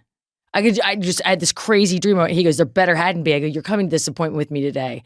And we went in, and that was the day they're looking around and stuff. And they're like, there's horror film in a one. way. There's more than one. There's 2. There's the other one hiding. And he goes, he looked at me like, you fucking witch. What have you done? Like, how did you create 2 babies in you on purpose? I think it safely was going to be harder on you than him. I don't know. My breastfeeding kept him up at night. What does that mean? He used to tell me, he goes, breastfeeding is hard because it keeps me up at night. What's hard on him? It's hard. that's He was tough. joking. My dad would go, tough life. Tough life. Davey. So how do you 2 know each other? I get a sense you have had your friends, right? You know each other. I know her I'm just from- guessing. yeah. I don't know. Why don't you tell him? Why don't you tell him, David? Why don't you tell your friend Dana how you know Yeah, me? what is going on here? I mean, I'm a fly on the wall right I now. met Julie, I think, at a Golden Globes party. Is that possible? Golden Globes party, HBO Golden Globes party. You were with Steve Levitan. Oh, I was? Steve Levitan. You were there Wow. you'd been nominated for Just Shoot Me. Second time, yeah. I'm so sorry. We're not keeping track, Now but- he's like, I don't know, when was it? Second time. So you sure it wasn't the first time, David? No, you know what? I mix it up. It's all jumbled. It It's seems all like jumbled. every It was year. one of Did those you awards. win an Emmy? I can't remember. I don't remember. I don't Whoops. think it's about Whoops, that. I sorry, think it's it doesn't make you a better nominations. person. Did you win? Wait, David, did you win an Emmy for Just Shoot Me? Honest. I did not. Okay. It doesn't make you inferior. Others of Julie, us we'll get win to your Emmys. It doesn't matter. Award. Well, I was back when those Emmys really meant I would have something. given you Yeah, an Emmy. back when they meant something. Yeah, now they just hand them out like candy. I think you got handed to. I think you got robbed. 2011, was that the pandemic? And 2000. Yeah, I got one of those That was the pandemic COVID Emmys. ones? I got Yeah. a COVID No, Emmy. how They many just, like, nominations for Modern Family? Just say it. I don't know. For 6, something like that. was it 5 or for 6? me or the show? 6 nominations. You know what, Julie? Honestly, I thought you hosted SNL twice, and you I've voted never 2 fucking. Emmys. No, I won Have you 2 heard of the Emmys and show? I've never hosted SNL. No, I would never host SNL. You kidding me? That is terrifying. I watch it now. Also, I'm kind of into like right now how you guys watch SNL every week, right? Or no? We have seen. I see it on Instagram. They I have don't clips stay of up each that sketch. late. We'll see clips. I'll go. On Sunday you can go on. Yeah. You can and- go and on- watch on- all the sketches. You're right, Yeah. and watch all of it. But I the watch all of guests it. this year in particular are like it's like complete. It's all new. Like there's none of the classics. You know, there's no Well, you don't- Tom Hanks. It's the guest The hosts, Yeah. Yeah. all the hosts, and so when I watch it now, I'm like, oh, I could maybe do it now because it's just like they're much nicer and warmer. It seems like, and it Who feels is? like I don't know. It feels like you used to have to come on and kill in the in your opening okay. monologue. That's an interesting Now you observation. don't have So now the hosts don't have to be. No, they're really funny, but it's much more gentle know and what you kind mean. about it. Right. They're like, I'm so honored to be here. This is so exciting. It's it seems like emotional there's and almost yeah. serious. Yeah, a little Yeah, like- political statement. Yeah. and a little bit of like this is what SNL meant to them growing up and how much it means to them to be there now. Yeah. Like even Liev Schreiber did a whole like this is such a big deal to me, and I was like, huh? And Martin Short is on top of a piano. Yeah, exactly. He's like he's crushing so hard. Right. And so The it's not as greatest. hard on the jokes as it was back when it Yeah. would have. Did they maybe reach been- out to you I would imagine during they your would've. 10 years or 11 years? There was a There's some grumblings? soft. There was some because you weren't on soft. soft NBC. ask? They're pretty loyal. You were not on NBC, right? You were ABC or no? I was on NBC when David tracked me down. I don't know. And if that was that's that the other show. terminology. That was Ed. I Ed. did a show called Ed. Oh, and that is the terminology. Yes. Yeah, tracked. I was doing Ed when you were doing. So and so he stalked you. he stalked me. Oh, we were those at are this. I was strong with Willie accusations. Gerson. Oh, Willie RIP. Garson. Yes, was and that's who Okay. okay. He was on. He invited me as he's like. I've had this said to me more than once. You look like somebody who's got a nice dress hanging in the closet it's like the day before some award show. Clearly, everyone else has dropped out. Could you possibly chuck on your dress and show up? That wasn't me. That was Willie. No, that was Willie. Okay, yeah. So I went with Willie, and you were there with Steve Levitan, and you walked by me and then walked right back again and go, hey, do I know you? I know you. What's up? Sickening. What's up? And I said, no. I think I said, do we have the same barber? Spade has had a the short best haircut. patter with women. I No. mean, just even the flight attendant or whoever. You do. You have a good. They like the Because funny matters. My family, Funny when matters. I started dating David, my Yes, family was okay, like, here we go. oh, dear God. They're like, Okay. what? And I said, funny counts. I don't need to hear behind Funny the scenes. counts. That's the name of your next book. Funny counts. They go, does it count that much? Funny count. Funny it counts counts. a lot because you, like Lauren Michael said once, you can't marry a face. Because eventually That's right. you don't even see the face. You So you have to marry a personality. What's better than someone that makes you laugh all day long? right, David. So David tried to track me down through, but this is where he shot the What bed. channels Are we did he allowed to use? swear on your show? Sure. What the fuck? I don't think we can say track me down again, but we can swear. How did he? What kind of tracking device did I he don't use? know Was it what a private happened. detective? He or? no, a publicist, Okay. which was such a fucking C I minus. want to be tracked Well, down. listen, though. Isn't it flattering to we be tracked don't down have- a little bit? Not by a publicist. Well, Julie, we there's had no enough- other way. By telegram? When I you mean, figured out that, because at first I told you I was a dog walker, okay. because you were like, I know you. I go, no. Because I was like, if he doesn't know, what am I going to give you my resume? No. Right. You had no idea who I was. You You just did the right thing. thought I was cute. I said I was a dog walker. Mhm. You're like, and then I ran into you at another party somewhere. And then the next thing I knew, you did track me down through, you figured out I had been in Happy Gilmore with Sandler. Okay. Babatu. But, Ayow. Anytime he's mentioned, I try to do that. and, She did the best. but you one. didn't, She you did a didn't good bother one. to go through Adam. You didn't go through anybody personal. I didn't think I want Adam knowing my personal business. So what? This Oh, is okay. a Conan Johnson PR firm, and we're looking for Right. Miss No, Julie it was Bowen. literally this woman. I don't remember her name, but she tracked me down. I had a couple calls from her. David would like to talk to you. David would like to, and I was like, fuck that. It's They would like to see in his office. You literally were fuck that. well, I got It's like, fuck that. a publicist. You were on Ed, right? I was on Ed. It was not a lascivious fuck that. It was No, like, it was not like I'm gonna fuck that. No, it was a No, it was not that for sure. It was not that. It was not that. And then But that you did that perfectly. It I funny. was living in New York in this building. I remember I was in the gym really early watching TVs with no, they had with no volume. And I see that you had been tased by Oh, boy. Skippy. Well, okay. That's a story sort we of have not jumping around explored here. on, You this haven't podcast. explored this? On this podcast. It's been mentioned though. Oh, we haven't David talked was about it. tased by Skippy. I know the whole story. Tased and beaten. Well, Tase was the beginning to disarm me. Disarm the tasing musculature. It was was a what night of got terror. my attention. Did I mention that the volume was not on the TVs? I was doing my best. So what did you So then I decipher was like, from where- the silence? Anyone who gets tased, I'm going to go to Arby's with. Yeah, I definitely. I was like, now where was that scrap of paper I wrote down for the publicist giving me his number? That so I asshole. called him and I was like, hey. That's when you called me about That's when I that? called you. I go, hey, it's You had Julie, your I heard- opener. Are you all right? I just saw you got tased by Skippy. And you said, now will you go out with me? No, I said no. I realized my dick's still working because I got all excited. I'm sorry. Can we take that What out? was in it? post? actually was it didn't dick say working? that. Well, wait a minute. Was it dick? You said No, dick I working. just You said- said, now I said will you go out who? with me? Now will you go out with me? Sounds more like David. Now will you go No, out with I me? I just had to get said- tased to get a no. date. After I was laid up for a while in very pain, I started to come to my senses. I don't even remember these calls because it was So much pain. so much calls, so much pain. I didn't even know about Vicodin until right after this. So anyway, You knew about Vicodin by hate the time Vicodin. we You went know on I a did? date. Yeah, you were little V chippies. Yeah, okay, I maybe. remember a lot of that. oh yeah, I had a puka shell made of Vicodin. No, you didn't. You just That's the thing hey, is you that- ate your necklace that today. everybody needs to know about David is that he's the most sensitive, delicate flower who has low blood sugar, has Okay. to carry around a little rat bag full of turkey and Oh, there's chicken. protein bars all over this mansion. and they're Every and corner. even It's though like having a puppy. he wants to go party, but it's at like 6 p.m. 6:30. in bed at 8:45. But we're damn. kindred spirits. We like to eat at 3:30. We asked the restaurants to open so we could go You're at like, 4:00. hello?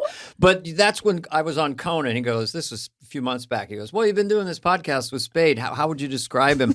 And I did not prepare for that answer, but the first word that came in my head was gentle. I'll fucking kill Isn't that both of funny? you. It's kind of cute. But that's exactly what I'm saying. He's like a gentle, sensitive soul who doesn't want to admit the greatest story that David ever told me was, I'm telling all your stories. Julie went to Brown University. Shut up. She graduated. And, so did Marcy Klein. Okay, go ahead. But didn't know her there, No, never go met ahead. her once. What did I do? No, you told me a story once about like a hooking up friar's with a roast. girl Jesus. when you were living out here. You weren't on SNL yet. You hooked up with some girl. You were so excited and you spent the night at her house and you didn't want to tell her about your low blood Ailments. sugar. And I think you got up in the morning to go get coffee or something or breakfast and you passed out in line waiting because your blood sugar was so low.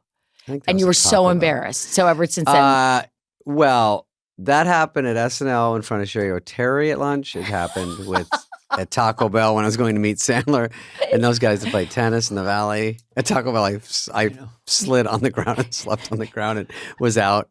I think that was also because I found a dog tooth in my burrito, so no one knows exactly what the problem was. you did not find a dog tooth. I think. No, you didn't. I didn't even take it back Well, why was they just starving. kept chewing? because they just shrugged their shoulders. But Spade passed out was a thing. I passed you'd out. hear I used to a pass out lot. more, but now I don't. Now I keep But I an eye on think it. people think that you were like snarky and like lecherous. No. That It's was very the nice. persona, the comic persona from That's- Update. Well, that's me basically. on Update in every TV show and every movie. So that's where it gets a little blurry, right? Yeah. Right.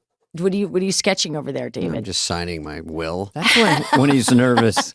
He just starts- I'm He's scribbling. doodling. Why are you nervous? Because we haven't gotten to anything except the fact that I should be in a stretcher at all times. What are you trying to Look, get it's- to? Is there something? I don't know. Is What there you're- something you We're need not to? trying to get anywhere. I know what We've been you're at doing this for about it. a year and a half. And you're not trying to you get to are- anything. No, you're No, great. we're- You're a superstar. I was going to ask you, how do you deal with that emotionally? When people Yes. come up to you, because you were going along famous, and Modern Family was a smash. Maybe the latest or last super Yeah, situation. last one, Yeah. I'd say. Yeah. And then you're famous. Yeah. And people come up to you and go, I can't believe it's song on you. Yeah. How do you process that? You go, yeah, what's up? Well, no, I was pregnant with the twins during the pilot of Modern Family, and I gave birth. May 7th we got picked up a little early, and I was waiting. I was in labor. I'm in the hospital, and my phone's ringing. I'm between contractions. I'm a little bored. You know, there's time between contractions. Always on your so phone. I answer the phone. Fuck you. And I answer the phone, and it's Steve Levitan, and he goes, Julie, it's exciting news. We got picked up. We got picked up early. They're going to show the whole pilot at Upfronts. This is a really big deal. And I'm like, oh my God, that's great. He goes, you got to come to Upfronts. I go, He said, what are you doing? That was your celebration. I go, I'm in labor. She's in labor. And he goes, you're in labor and you answer the phone. It was a quiet moment. So, but the point being that I literally at the exact same time the Modern Family was happening, I went from having one kid to 3 babies. And Oh, so you didn't. Yeah. it was like I was in a fugue state. And people would come up to me and talk to me. And I was like, I hadn't slept. I hadn't eaten. I was exhausted all the time. But the pickup is one thing, but then the fact that did it come out of the gate huge? I think it did. Yeah. Because I remember hearing about the pilot that it was big. Because you Did it make mentioned you Steve mad? Levitan in our meet story, but Steve, if you don't know, was my boss at the time at Just Shoot Me, and he was yours at. Are you saying that Modern to Family. you, the listener? Because if you Yes. think I don't know that. No, I'm telling No, you. no, those are to just- the Okay, college listen. kids are going, how do we get in show business? Hey, gang. No, Julie, Steve your boss's Levitan. name was Steve Levitan. You won't remember this, but he Steve was there for 10 Levitan years. produced Just Shoot Just Me. Shoot Me. And Modern Family. Modern Family. And how many homes does Steve own Yeah. today? I can he's count rich. 4, 3, 4. Is he full private jet? If he had his No, money, I I'd don't throw mine think away. So, well, you know Maybe what? a lease. Divorce in California is not. Oh, a divorce. He got divorced. So they I usually get 70% without a prenup. They get. Are you divorced? No, I'm not rich enough to get divorced. Sorry, honey, she's listening.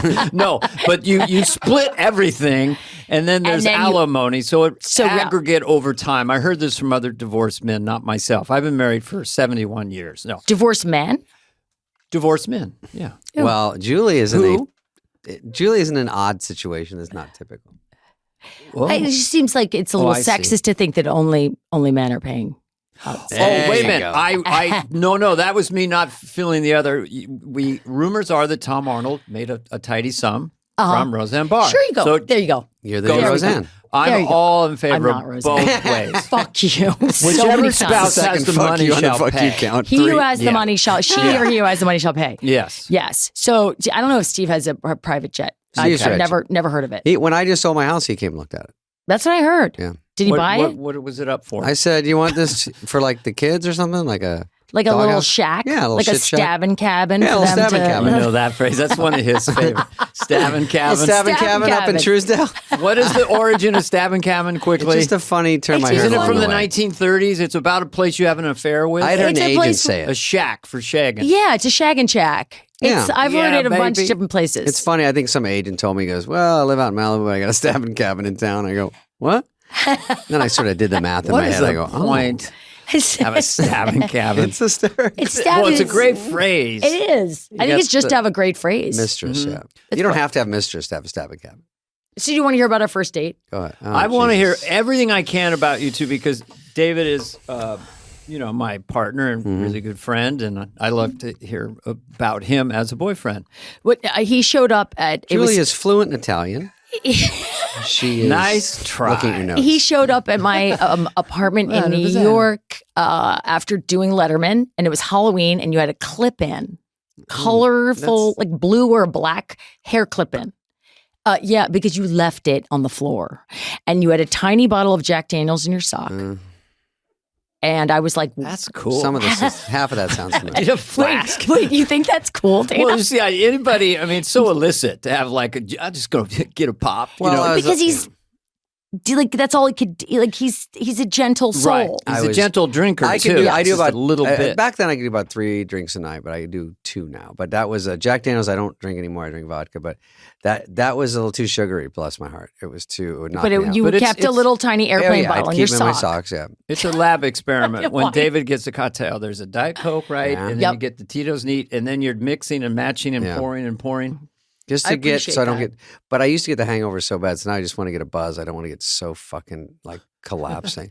So I think it's a combo of being a puss and being a loser. It's some sort of doctors told me. A I can't It's remember. a puss plus a lightweight- loser. Yeah, something a poozer like that. Fragile. plus. So what happened on this first date? He Yeah, shows what up. He's happened? got the I bow don't in his hair. remember. He's got Jack Daniels in his He's sock. got clip-in hair extensions, Okay, and he's that's got not Jack it. Daniels in his Let's sock. clear. It had a bow in it. It was a bow. stricken. No, what do you mean It stricken? wasn't chicken? extensions. They were. It was for Halloween. Oh, maybe something funny. You had gone on Letterman on Halloween because I was like, Okay. "What's happening you with still your wore it. Yeah. hair?" And you're like, "It was Halloween." And then he just started a constant stream, a barrage of funny came at me Absolutely. for One about of the best. 45 minutes, and next thing I knew, I was naked, and I was like, "How the fuck did that He happen?" wore you down, so Literally. you endorphinized, you completely relaxed, and by the time he's reaching for buttons and stuff, you're like, whatever. I don't even. Yeah. know. I'm laughing, Yeah. laughed all the way through. Did Don't you say laugh? laughter. I did laugh through sex. Oh, okay. Because come on, Well, that's not Okay, great. that's a whole other story. No, that's not. No, that's the good for our idea. It podcast. should slow down right toward that part. It could be Nope. fade out on that. Nope. no, it was funny because I remember calling my sisters the next day. I go, Is sex good? No, You go, what "It did you was say funny." to your sister? I said, no, they She's said, big- I said, I saw the dude spit last night. They're like, oh no, and I said, he's funny. Funny counts. Why is everyone fucking Funny against it? counts. That's the name of this episode. But you know, when I came and so we saw you New Year's Eve, when we'd been seeing each other for a while, and Molly, my sister, and I came to see you at the Delano. We were Oh, yeah, somewhere in we stayed at the Miami, Delano, yeah. right? We stayed at the Delano, and she laughed so hard in that performance. She leaned over to me at the end of it. She goes, "I'd fuck him." Yeah, Molly. that was was to years comedians all over America. That it. There are chuckle Funny fuckers out there. counts. I'm not a chuckle fucker. A chuckle fucker. Is that a People that go out with you are chuckle fuckers. No, they're not. Yes, they are. No, I'm so. 'Cause you you're know funny. how serious You're and funny. grim I am. No, you're not. You're very "Mm." funny. No, you think this is about looks? You are very funny. David. So you seduced She is. each other comedically. You have No. 2 Emmys it versus my 0. That really fucking burned my onion. I was It doesn't mean you're punching not the walls. great if you don't have an Emmy. We have Emmys. Quit saying, oh, you dragged yourself into it? Doesn't mean we're what? Oh, Dana, what? how many Emmys do you have? 2. It doesn't matter. 6 nominations. Look, we need to move on. David, you are a superstar. I don't think I was with Julie when they announced at the Emmys David Hyde Pierce, and I started to get up. You should have It won was so one. sickening. You would have Jay, fucking and you were blocked like, me. got I it. go, David, where that guy? Yo. Are you serious? Yeah, it was good though because it was a good wake up call. Why did I think I could win? That's the thing. What? I know. Oh, I was she's laughing. okay. I was laughing no, that really was loud, good, and I actually. didn't want to. I didn't want to That's blow actually out your mic. professional. No, I'm- you To won not to, laugh. and but David. okay, back to Fine, I'll let you ask questions. Well, I How's love that? that story. Julie. When we Well, when we only- went to only the the- commercial, you were naked. I know you in did. the story. yeah. You just. It was like a wall of words. It was like getting roofied by humor. Oh yeah, I've seen him do that where it's just tumbling, It would- with what are all you- these what are- one-liners and references, and it is a barrage. Well, you if have to he's be the on. same He was frequency on. of humor. And then you're laughing. I'm Which laughing. is She's oxygen a great for him. audience. And Yes. yeah, I was laughing and laughing. But that was about the last time we went on we were at a date alone. Oh, Because boy. then you was always you always brought somebody. Yeah.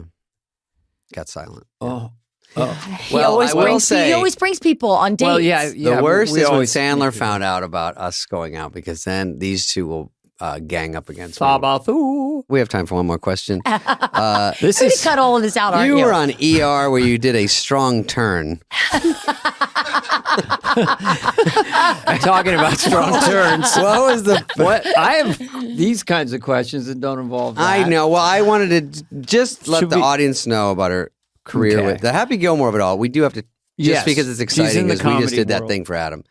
Because I did that. Yeah, because I Yeah, did. you were at the dinner. By the way, I watched your Kennedy Center strong. Oh, yeah? Turn off the cameras for a moment. That was really, really the good. teleprompter joke. That's Yes. a good starter. Let's turn off the You can telecom. only use it Right. once.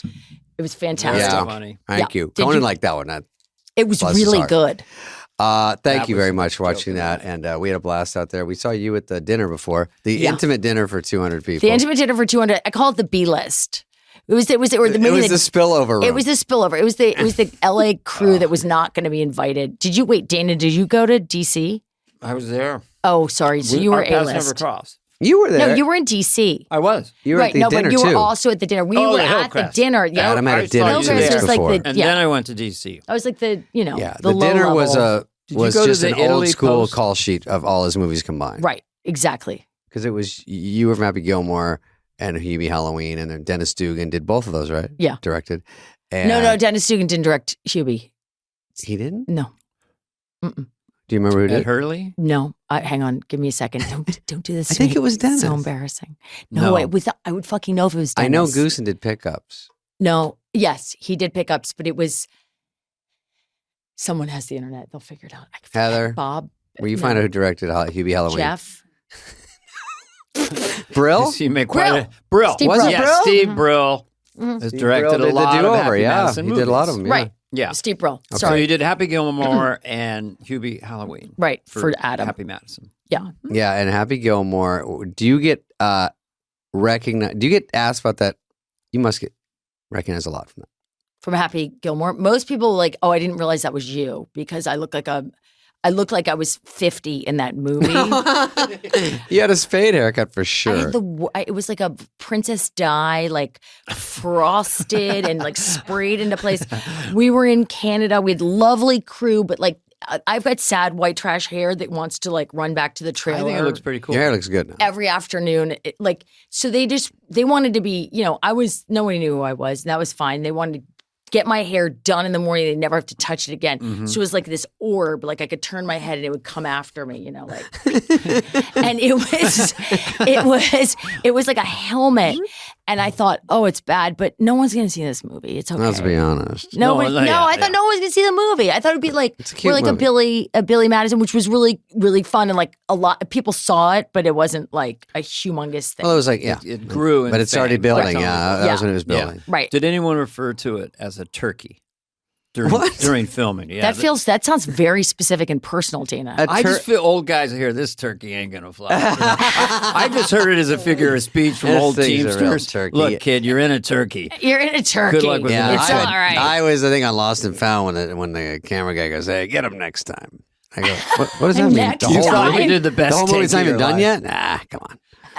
Well, you know, we're all gonna learn from this tell one, aren't you we? I'm like, everything. That feels like Yeah, because they know they're like Negative. in the side not laughing. They're Well, not the worst laughing. part of movies, you do the first rehearsal at 8 a.m., you get all the chuckles.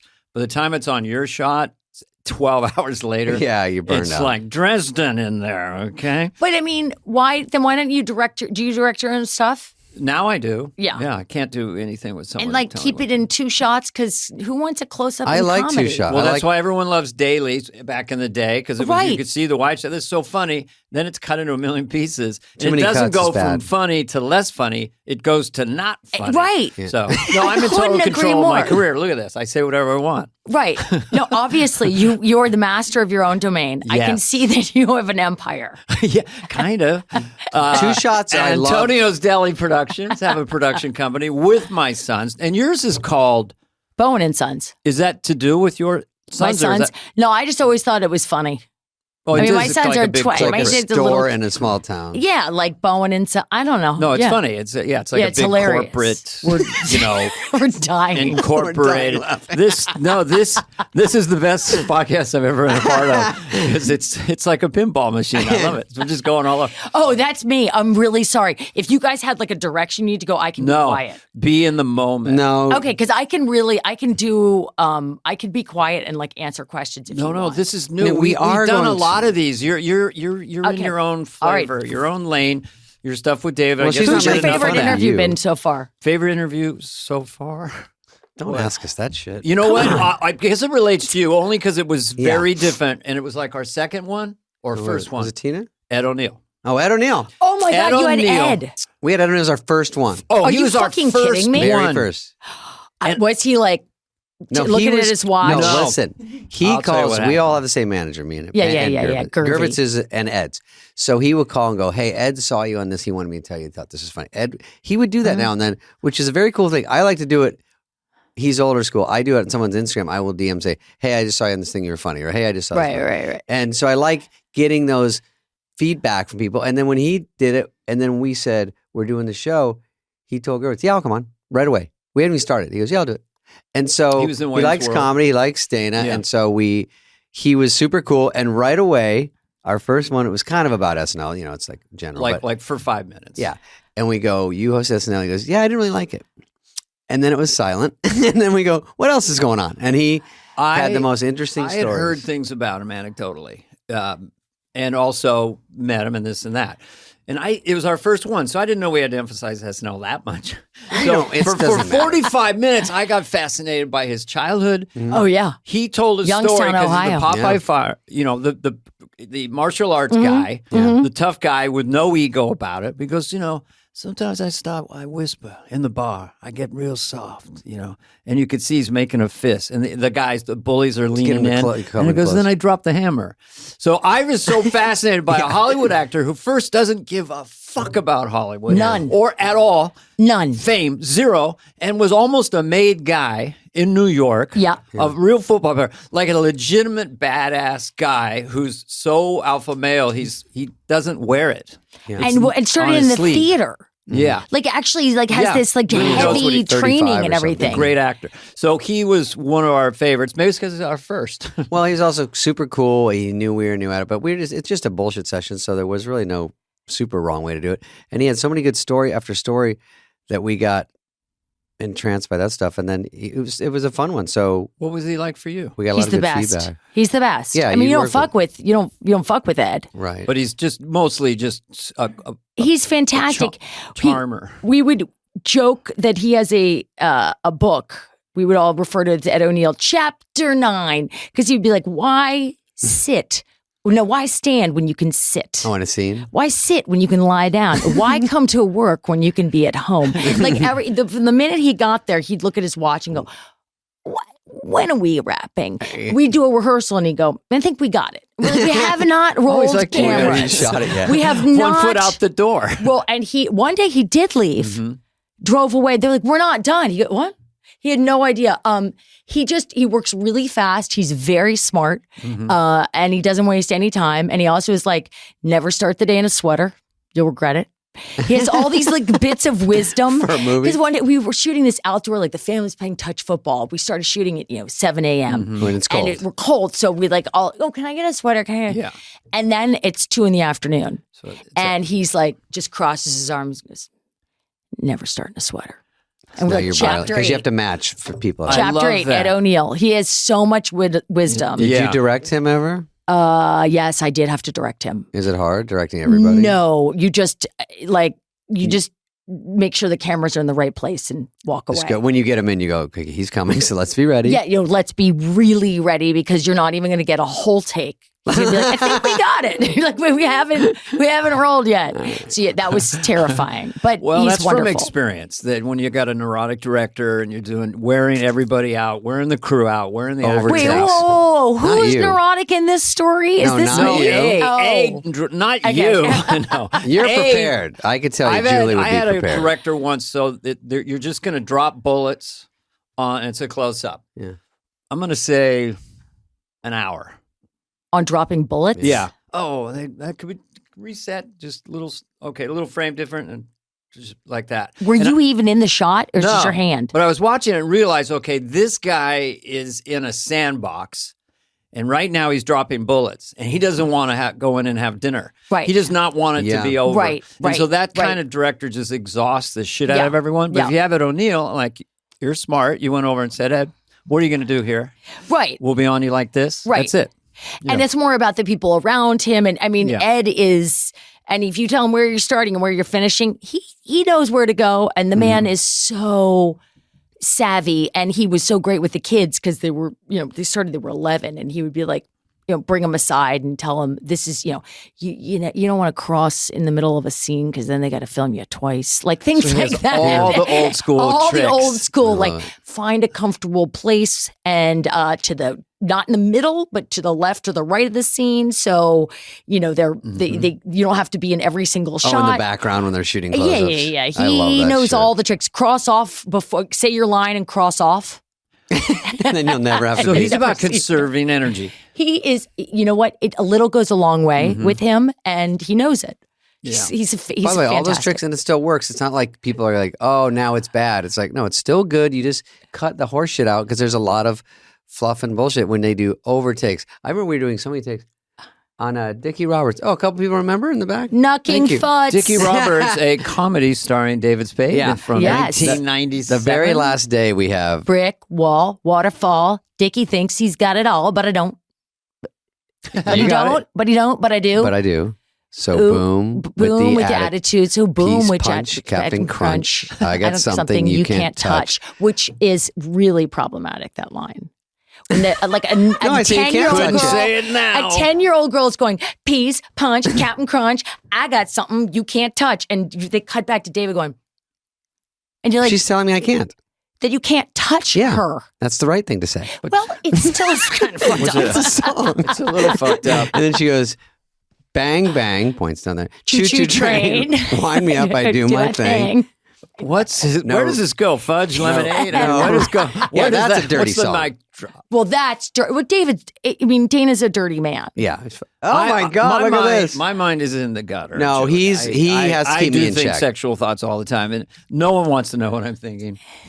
Dana keeps me in check because I get a little R-rated on the thing. You get a little R-rated, but On this. you have editing power.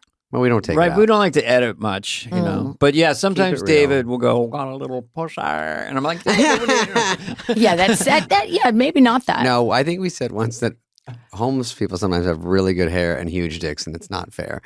And then, but yeah, but so It's does funny, it's true. So do a lot of people, just like in general. it's all not fair. I don't like any of it. No, like but, anyone. but a Homeless, lot I of don't like people anyone don't with have their good pants hair around and a their big ankles. dick pisses you off. Yes, there we go. And you don't care if they're living under an underpass Or in Truesdale. or in Truesdale. Still envious, even Still- though they still- live in a cardboard Envious, box. They have the infuriated, two mad. metrics that he really wants most: yeah. giant hair and a huge and a giant appendage. dick. Yeah. Yes. Yeah. Well, We're working on it. Hey, Scott. yeah, but Working on it. then, Running out of time, but working on it. We're out of time. I've never said. Running out of time in life, but I'll get there.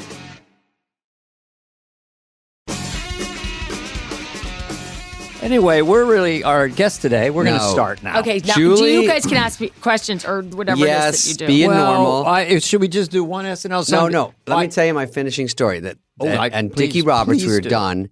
Dickie Roberts out now. You can take it if you want. I just don't understand it. That was a gift I got. She's looking at her fly on the wall. It's a little I don't know if it's a creepy. lunch pail or what is It's just a little bit like something like you made in leather tooling class There's at condoms Tandy. in there. it? This is I was given, people can't see We're this, looking but at it a says fly on leather- the wall. a It's a leather little leather bag. something, and I was given it backstage of Says the fly on the show. wall. It's very sweet. I have to put it back where it belongs. Okay, sorry. Go ahead. Okay. So at the end of the movie, like you were saying, we Dickie had Roberts. Sam Weissman was the director, and he was great. The whole time was great. We moved quickly. That's I'm always a sorry. Does Dana always like an old lady at a matinee unwrapping her Werthers? No, this is. Yeah, I hate people who do this in a movie theater. It's a drama. He's doing it. Just fucking eat the can. Yeah. So anyway, go ahead, David. Thank God Dana takes the heat. He's eating a It's protein just bar. over there. You're like, David got me into protein bars. Like They're the now, best. I'm not even hypoglycemic, but I'm like, I guess I better have a bite of one. You have to I'm gonna eat. wait till the story's over. This is the Dickie Roberts Lifetime Achievement Such a Story good story. Award, starring David Spade. We all know that when you move quickly on a movie, like if Julie's the director, she's got like this, I know how she is, and she's smart, thinking ahead, and she will keep that set moving. You could direct that me. I'll keeps have- morale up. Now, on this movie, everything was going pretty good. But at the last day, we were wrapping. We said we're going to wrap around 5 early because we only had a couple things to do. So we planned a party. And then we said, oh, well, and then everyone will stay and we'll have catering and all this shit. We wrapped at 12:30 in the night. And at night, like yeah. at AM. And we missed the party. And I think, bless his heart, the director had rapophobia. And that's what Dana was talking about. They don't want to go home. They don't want it to be over. And they keep shooting. They're playing and making their up things to shoot, sandbox. basically. But they also they have overlords and people at studios being like, you didn't get this, you didn't No, I know cover that it, for and they sure. start to doubt themselves, and they're like, they know they have it, but they're like, I might have to shoot it like a Sure. Do 3/4. you have a POV from the right. squirrel shooting up? And they're like, no, we didn't get that. And they're like, what the fuck are you doing out It there? is So the a next day, methodology of some companies. Just cover the shit out of it, And and then we'll make we'll- the movie in post. Exactly. make it in editing. It's an old thing they do. And even on Sandler movies, like if he's not there, because he sort of masterminds the whole thing. And if I'm on a movie and he's producing it, then they want to know that they're second guessing what will he Well, be exactly. looking for. Exactly. But you're in them with him, so it's fun when you're in with him. When it's not, you have to do a little extra coverage. Yeah, I don't know. I've You know been what I I've been with him. You're like, I've been blessed to be in the good ones where Adam's in them. Every movie I did with Adam, I just did 2 cameos. They both were not his biggest box office. What were they? Jack and Jill and Little Nicky. All very Oh, funny. Little Sandy Nicky is a Wexler. big cult hit, though. Yes. That one is at people the time, love. it was, but yeah. I'm Well, from the I mean, South. Billy Madison and Happy Gilmore are huge now with young kids. Yeah. Again. Because those 90s comedies, early knots comedies, they were just funny and light. What's My a sons knot? love 'em. I don't know. How do you, what's 2000 to 2009? 10. Is that the That's knots? the aughts. Aughts? The It's not the aughts. knots? I've been saying that for 2 years. Jason and the knots, Argon it's like, knots. It's like it's what you didn't want to do in the aughts. That's a knot. Okay, we talked about this the other day. What's 2010 to 2019? Oh, I don't have any idea. That's the the teens. naughty teens? The naughty teens. Are you a naughty teen? And what are we into now? It's a The website I 20s. have. We're in the roaring 20s. Right, we're up to the We're 20s. in the roaring 20s after a Now, pandemic. finally, roaring 20s. Just like 100 years ago. What was your strong turn on ER? I It played said, a woman named Roxanne. what do you do? I made out with I was somebody's I was a I can't remember what my role, what my character was. She did insurance or something, Yep, and I ended up with Noah Wiley. strong turn. Strong turn. Who did you give a BJ to in Horrible Bosses? Just look at my notes. Jason Bateman. Was it? Close. No, I'm guessing. Sudeikis. It was Sudeikis, but you never see it. You just hear the I remember. improv where I say your balls are so smooth. And that was ad-lib that when you improv. That felt was them? your ad lib? And they kept it in? Yeah. Your balls are so smooth. And who was your husband? Oh, Kevin Spacey. But it was before. Did you leave the window open? Kevin Spacey. Kevin Interesting. Spacey, he was top of his game. Yep. We did not, there were no Brilliant scandal. actor. One of the biggest What's his- stars at the time, probably. It was huge. This Brilliant was even actor. pre House of Netflix show? Cards. Oh, He yeah, still House had of he Cards. still had some life in him. when. No, you're still. It's like It says you're fluent in Neutrogena. I'm reading this wrong. no, I'm not. She's a spokesman. You were a spokesman for Neutrogena. I Italy. was You twice. is fluent in Neutrogena. I was a spokesman for Neutrogena twice when I Neutrogena. was a younger person, and then they got me to be as an old person. They and need then old they people on there. then they didn't renew my contract because they said they needed someone who looked more mature. Nicole Kidman. Do you know What a that's a word that burn makes you on sound her. drunk? What are the two words that make you sound drunk? Neutrogena. Say judicial. Oh yeah. I went to judicial and I got some Neutrogena. You're right. Those Did two you- words, you're stone sober, you will sound Yeah, drunk. that's a for our world audience. you're- Neutrogena and judicial. I remember seeing Judicial system. Julie on the back of a magazine in a Neutrogena picture. Yeah. That was a great and then one. you were finally like, okay, I guess she's worthy of this Spade Hall of Fame. It was already rolling by then. I think it had already You and I. rolled. No, she was on Ed, and then you went to Boston Legal, Uh-huh. and then you did. Do we just do IMDb? Did- Yeah. You work with William I'm Shatner. reading. I don't Did you really go with James Spader, William Shatner? Was that on that? Too? That was James Spader and William Shatner and Candice Bergen. That's who Oh, I was Candy. most. Candy. Oh, yeah, you Back guys. to SNL. No, she was on SNL. She's a 5-timer, isn't she? Yeah, I had an Asian character named Ching Change, and she was in those sketches. I know. Anxiety And the producer. vape was come I'm on. like, I need to It leave was now. 1986. I would never do it again. I swear. But it was a character done very lovingly and sweetly. But I was she was part horrified of that in the sketch. audience. I'll tell you that much. Do you worry about that? Like, Like I'll get someone to someone's going to look that up. cancel you because what you did in 86? Because I know where it came from. I know the intent in my heart. Intentions matter.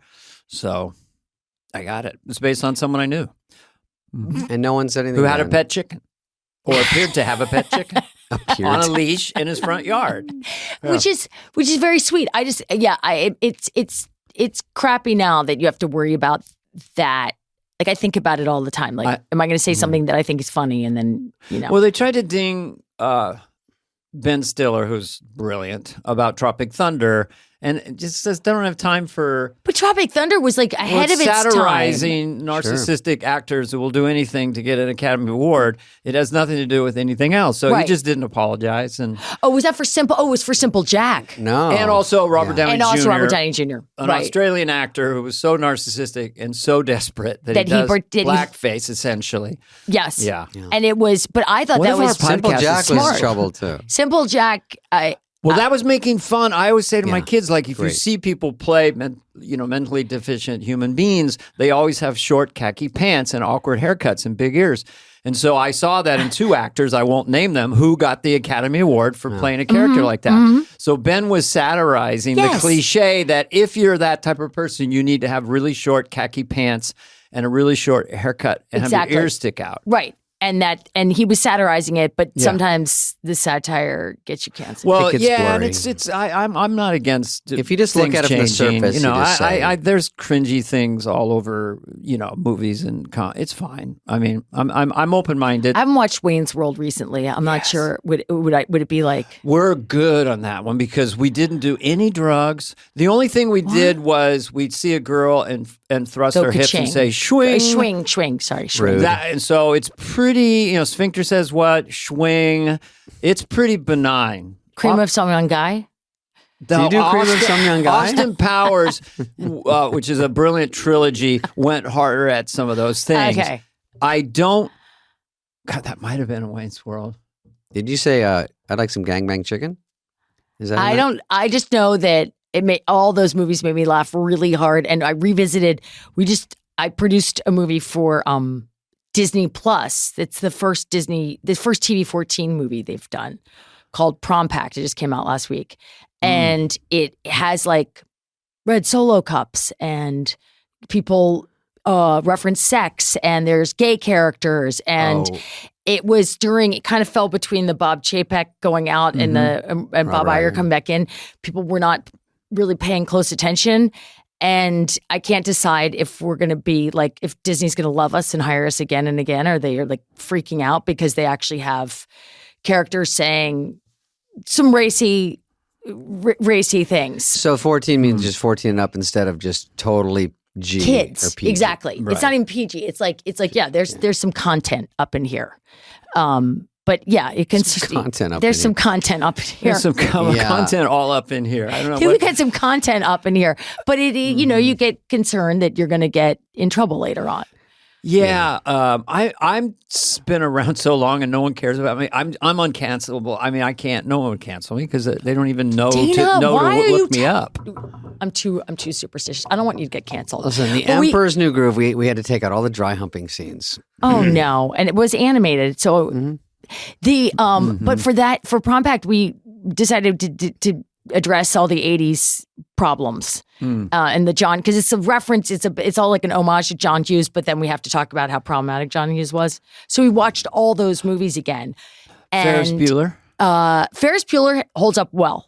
That seems kind of like an iconic comedy. Breakfast Club. Breakfast Club mostly pretty well. But there's some edge. I mean, now that we go over to like Weird Science, Weird Science oof. is God, I love that. not what is the main ding? What subject? Was I mean, it? the character in Prom Pact says it's an episode of SVU. Like it's like you create a woman and Beautiful just woman. to bang her. I think. Oh, yeah, Weird Science. I got you. Yeah, yeah, I got you. Yeah. Revenge of the Nerds, very problematic. Sure. Yes. There's some really All those movies are like drill a hole through walls just to watch girls Porky's, naked. that was It's like, couldn't yeah. even touch that. And make sure the girls hole passed out galore. before Remember sex. that one? Glory hole galore. I think That's that was a actually a movie? porn. That might have been And a you can porn. get on Sorry Dana. about that. I don't know think- where I saw it. I made that up. They're going, really? That's a movie? That's I a was movie. It's thinking, like, a movie that couldn't be made today for 20 bob. Glory There's hole a great galore. glory hole on Peak. This is the kind of content that Dana's We're not having comfortable crickets with. today. I know. He's jumping in, though. I like it. Today it's all, we're hanging it all out. It's This will be all- one episode. This one won't air. My wife will be driving and she'll be, What's the prom pact? What is the Prom Pact? What do you mean? What is it? Yeah, what's the actual pact? Oh, it's that the two best friends in the movie agree that they've never They're going to have a gangbang? No, they've never gone to any of the high school stuff. They're both like nerds and really serious. They're like, they've never gone to prom. They're like, fine, we'll do it together. And then the lots of complications ensue. Yeah, don't give everything away. I'm not going to give it so away. It's You're two going to like guys it. or two girls? Two girls. When No, girl and a guy. They're best friends. Oh, the best friends. Are they going to go together? Or should Yeah, I they're even gonna go tell that together. part? They're gonna now go together. streaming or coming up? Now streaming. It'll be now streaming. Disney You would Plus. actually like. I don't know what your taste is. You would actually like it because it's kind of sweet and it's kind of cute. Sweet and cute? I don't That's mind me. that. It's sweet and cute, and I there's like some pervy 2001 things. Space Odyssey. And there's some pervy things. And No, I it's like not. the first Alien. You like 2001: A Space Odyssey? Yeah, Sober? I've seen it 40 times. How many of those times were you unaltered? No, he loves No, it. unaltered. I've memorized. Out of Africa is my wife and I's Whoa, touchstone whoa, whoa. movie. 2001. Did you just say you have it memorized? Yeah. Well, kind of. There's only like 8 words. I know, that's why I- movie. Yeah. I'm like, I remember Open the seeing pod bay it. door, Hal. Open the pod bay door, Hal. No I'm day. sorry, I can't do that. There's not much. In high school, when we would see it, and I would say, "Open the bathroom door," Hal, they were stoned. My friends were stoned in the Volkswagen Bug in 1969, and I would go, "Open the bathroom door," instead of Popeye. They would laugh for like an hour and a half, because they were high. But I never it's a brilliant understood. movie. It is brilliant and way beyond me in a lot of ways. I feel like I missed. It's just, is there a better topic for a film than how we got here? And the idea we've been seeded by aliens, basically, that infused primates with intelligence that become us. That's what it was about? I I mean, didn't the even get greatest it. mic drop in a movie is with the discovery that he can use the bone as a weapon. How he takes his time, and then that music, and then he throws it. It turns into a spaceship. I mean, come on, Julie, go with me. Well, what's your favorite movie besides Wayne's World? And I Dickie mean, I Roberts? love Dickie Roberts, of course. And But iconic. Here's a question: movies you watch every couple of years. Movies that like for me, The Godfather 1 and 2, I'll see every couple of years. that's be a anything. real dude. I Yeah. think that's I know. What's yours? Scarface dude movie. Eternal Sunshine of the Spotless Mind. With Jim Carrey. good right? Jim That's Carrey. a very heavy, cool. Did Charlie Kaufman write that? Charlie Kaufman wrote it, and Michelle Gondry, is that how you say his name? I'm probably saying it wrong. That's his Directed. name. That's her name, yeah. Yeah. That's her name. You're an asshole. Any Charlie Kaufman movie, I feel like you can watch again and again and again because it's like they're so layered. It was the one with Nicolas Cage. Is that the one or someone? Nicolas Cage. That was the Malkovich? That was the one. Not being John Malkovich. That was the other the one. Adaptation. Yes. Adaptation was phenomenal. Charlie Kaufman wrote on the variety show I did, He 96, with Louis C.K. And He did? Yeah, Charlie You Kaufman. never say him. Yeah. Mhm. Wait, what? Charlie- What was that like?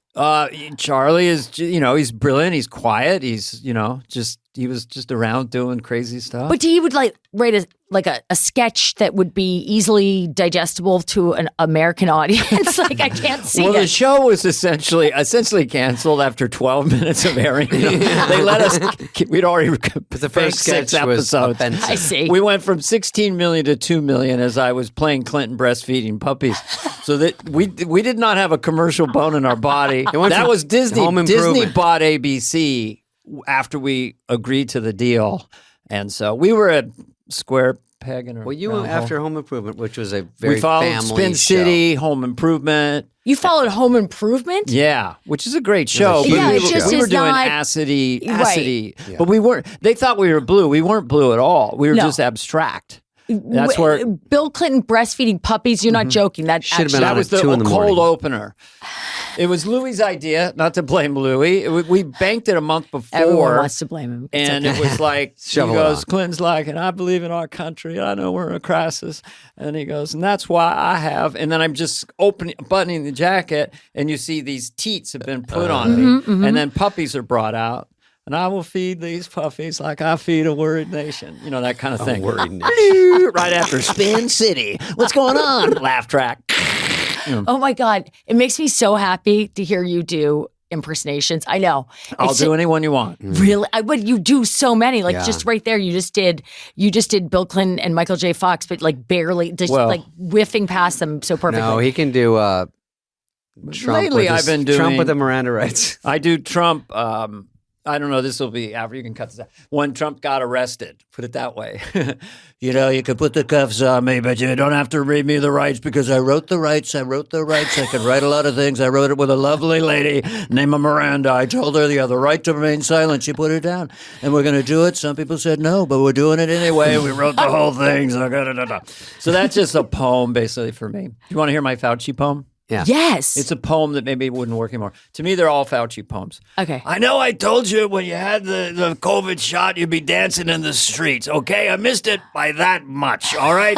Now you have 2 COVID shots, 3 boosters. You're getting and giving COVID to another guy who's got 2 boosters and 3 shots. That's why I'm introducing the daily COVID shot.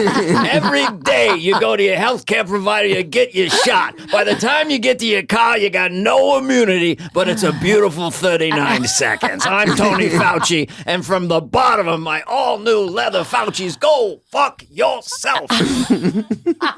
I had to get the end. Who would That's do? cathartic. I'm sorry if I've done that before on the podcast. Not many times. No, Would you have not. like to go? Would you ever go back on SNL and do characters? Yeah, of course I would. But Come on, let's get real. My father lost his job. No joke. I can't around here because David Spade is the funniest guy I've ever seen. There's the people, the Pirates of the Caribbean. Sorry. I would. I like doing it on the podcast because there's no rehearsal, no script, no one's yelling at me. David's Yeah. not trying to control me. Right, because I on love that. SNL they don't make as much fun as Biden as would maybe. As you would like to. Well, as just split it down the middle. Just keep it fun. Make fun of both sides. Yeah, they just have that guy, that James Austin Johnson is He's brilliant. just so good. His It's- cold open it's this last jazz. week. Yeah. It's unbelievable. And Yeah. he was doing singing, and He is amazing. he's so good at it that it kind of doesn't matter. It's too good. It's so but yeah, good. my style is like, I don't want to teach or be taught. So I'm not going to try to overtly sneak in a political statement. I don't like preaching to a choir and getting Right. So I'm trying to find what is fucking funny about these Right. people. Both these two guys are really funny, Yeah. rhythmically, personality wise. At first when Biden came out, it was just like grandpa of the country. Yeah. Trump made everyone crazy. Yeah. He's like, yeah, come on, folks. He was very gentle. And then he started yelling, and that was like, what a great hook. You know, he whispers. Guess what?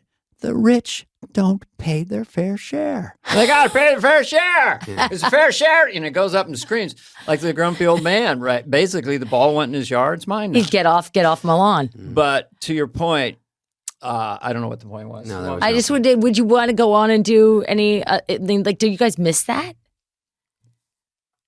The shoe was on the other foot. You know, you were right I don't know how not to ask questions. No, we like it when you ask You're questions. not pushy enough. The point is, yes, it's fun. I go back there and do a guest spot. They That's could really easily bring fun. Dana in to cover I somebody. love being on it. I love sketch comedy.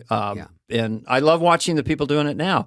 But if you're doing a small comedy club and riffing or podcasting, I get a lot of a fix off that, Yeah. too. You know? Yeah, you Or don't it's need not to going do through 100 channels and, you know, getting edited. Or you watch, even the Mark Twain, we had a great time, but they took 90 minutes out of the show. So it. They did? I got 4 jokes lost. I only did 4.5 minutes. I lost 4 Do you jokes. want to do one of the lost jokes? Do you want to do one right now? Yeah, let's do it. What if they suck? I said, oh, in this woke age of PC and comedy, please, I think Mark Twain would be the only one that would not win the Mark Twain Award. No wonder. Of course, that wasn't going to be. I said that was designed to be cut. You're like, here's a freebie. You threw By the them prompter, some. they held up scissors with their fingers. Like, nope. That is the most low hanging fruit. You insulted Mark Twain. I said he had some iffy stuff. And then, here's a harmless one. I've done a lot of movies with Sandler. Instead of listing them, just go to your unmarried uncle's house and look at his posters in his bedroom. That's my movies with Sandler. Do over. That's fun. That's harmless little jabs. That's harmless. And it makes fun of me. Did the Dennis thing make it? I don't think so. Oh, on the actual show? No. I don't think What so. was yours? Dennis Miller about Sandler getting the Twain, if I can remember it. Criminy. So the Sandman got the Mark Twain Prize. All right. That's a pithy moniker. One of the great minds of the last millennia has a crackerjack motif, okay? Sandman makes 60 movies, gets a tiny whistle for his efforts. So that's just like a little... They were working with. Yeah, we got a good Nancy. What did you say? Because Nancy There's Pelosi was in the to front row. unpack there. That's me channeling Nancy Dennis. Pelosi was in the front row. And Paul Pelosi, yeah. Mm-hmm. How was Paul? You look okay? He's Paul looked still great. I did Pelosi his to ears her. are I said, I ringing. do you. It's very exaggerated. The Republicans drive you crazy, and you always look like you just sat on something cold and wet. And then I go, she was not smiling. It got Scissors cut. by the telephone. Scissor time. Scissors. She even did it. She's like, mm-mm. She goes, guess who's the exec producer of this thing? The lights started flashing. People are evacuating. Attention, Oh my God. attention. Please remove. Go to But the you guys are closest so We had a you're blast, though. fearless that night at or stupid. well, but the dinner. D Squad dinner here for Spillover dinner. Right. spillover dinner for those who were not going to DC. There, everyone got up and everybody gave Right. a loose, not a tight 5, but like a loose 7 Tribute. and tribute. And there was some really dicey stuff. And I'm not going to name names. I'm not going to call anybody out. But I was like, holy crap! These people have no fear. Right. Well, at the Kennedy Center, everyone was well dressed. It was almost like a corporate audience. It's There was a different, little yeah. more gravitas about the situation. But that was like playing to your peers It in was the your friends audience. there, Most yeah. of the comedians were in the audience. But yeah, fearless. So no Schneider. What? Come on. No. They're poisoning he was our there. water. He was there both. He Adam was there. Or sorry. Yeah, Schneider was there. Schneider was there, and Yeah. he performed in that. He did, And and then he he sang. sang, yeah. Oh, amazing. Okay, He can sing. I'm He gonna sang Grow Old With You. grow old with you. That was one of Sandler's songs. He can from- really. Oh, yeah, he yeah. can Yeah. really sing. He sang. He's a great singer. On the road, when we go on the road with Adam, he goes up and sings "Now or Never" as Elvis. Because he was, That's right. I've seen him sing. That's right. and he fucking belts it. What I He gets they go crazy because he opens. Because he can actually He sing. can sing, and he was Elvis in Japan for 6 months, so he knows how to do it. Wait, for real or like Yeah. as a joke? No, he went there No. when we started stand up, and he did. He tells a Elvis 10-minute in story Japan. on this podcast about how he became Tiny Elvis in Japan. Was it was a big hit. You said 10 minutes like it was a bad thing. I feel like it No, was. no, it was great. I Okay, mean, good, because good. it was a lot of building blocks of how it came about and how he became Yeah. Tiny Elvis in Tokyo and Tiny crushing it. No, he would refer to. He said I was Tiny Elvis. When we got to What if SNL, he said he was What if tiny. he didn't? And Well, Jada I'm just threw tiny. that on I don't there. know if He's you're like, confusing because we did SNL. Didn't he the, call himself Tiny Elvis? the first show of the season when we came back from summer? He did a sketch where Nicolas he was Tiny Cage was the Elvis. host, That's and we it. did Tiny Elvis. That's where I got it from. Because it's Okay. you and it's me. I'm Tiny Elvis. I'm trying to- and wasn't he keyed in on his shoulder or something? Yeah, singing? Nicolas That's why. Cage Sorry, was- Rob. That's where I got Tiny Elvis was from. Tiny Elvis on a on the dashboard. And For God's sakes, not like I'm Tom Brady over here, you know.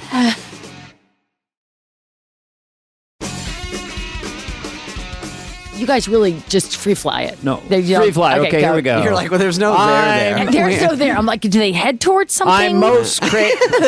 Fill in the blank with Julie. Oh yeah, here we Bowen. go. This is Here we cool. go. Oh God. Okay, let's sing. These Fill are in the easy. blank with Judy. Yeah, Julie harmonize, Bowen. David. Harmonize. No, he's got it. Fill in the blank. I'm most crazy when. Fill in the blank. I'm most crazy when. Oh. That You could be get an up answer. to when you go to bed. Oh, it could be an no, answer. no. I'm most crazy when around my kids when they're jackasses. That's perfect. yeah. Okay. Have you ever gone right on answer. and checked somebody's celebrity net worth? Because I do it a lot. I think they're. Yes. Have you checked your own net worth? And yes. Is it and accurate? No. And that's how I know that the other ones Right. aren't accurate. I was like, that is so inaccurate. Okay. You know, that's I think what they do is you're what you've made, they guess on everything you've ever shot with no taxes and never spending money. Right. And then you've never spent a nickel of that money and that, right, you've never put a kid through private no school. divorce. Like no divorce. Yeah. Gross cash turns into tissue paper in a fireplace. And it's not a complaint. We're very privileged. Turns but into yeah, Leno's it's like,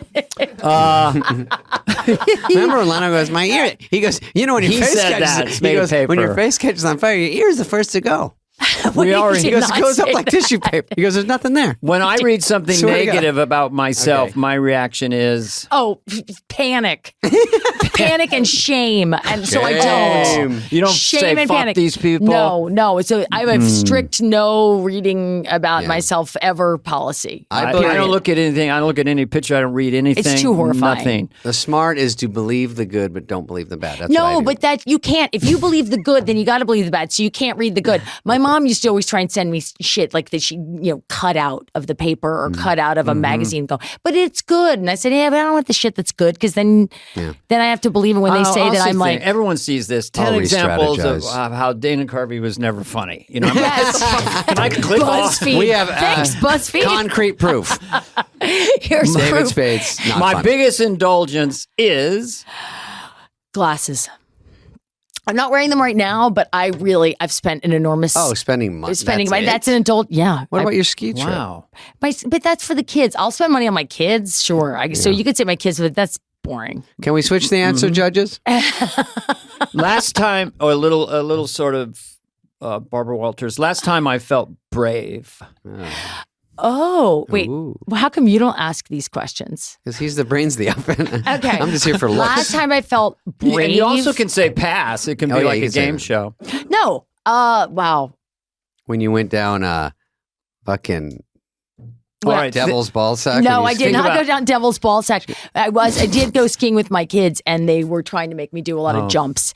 And so, physically brave, I actually did one, and it was terrifying. And I was sure I was going to break in Okay. 10 pieces. I'm Yeah. a good skier, but I used to watch my kids go down a giant hill, laying on their stomach on a flexi. So it's little wheels, and the helmets are kind of not really on.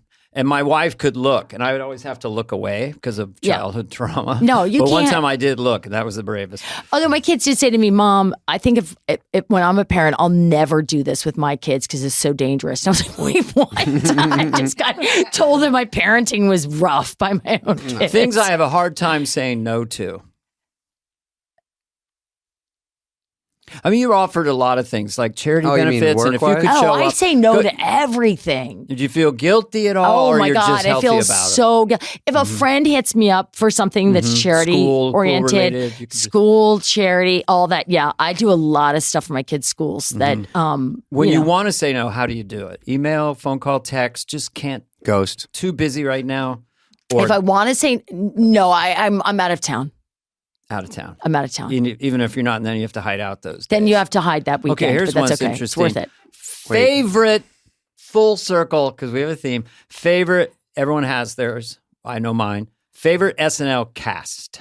Oh, full cast? Well, or we're doing like different. fantasy We were football. part of a hybrid. Oh, you could do fantasy football. You guys should do a fantasy football because then I You would could go. do that, I like- mean, I would obviously have to have you guys. Have to, yes. Have to. There's Hall of Famers in every cast. Yeah, you know. I and then mean- there's Who is the certain starting crew? cast. My starting lineup would have to be but there's some that No, I hate doing that because then I forget someone. No, I know, but like Beck Bennett, who was in the last Yes, kind of for- cast, Great cast member.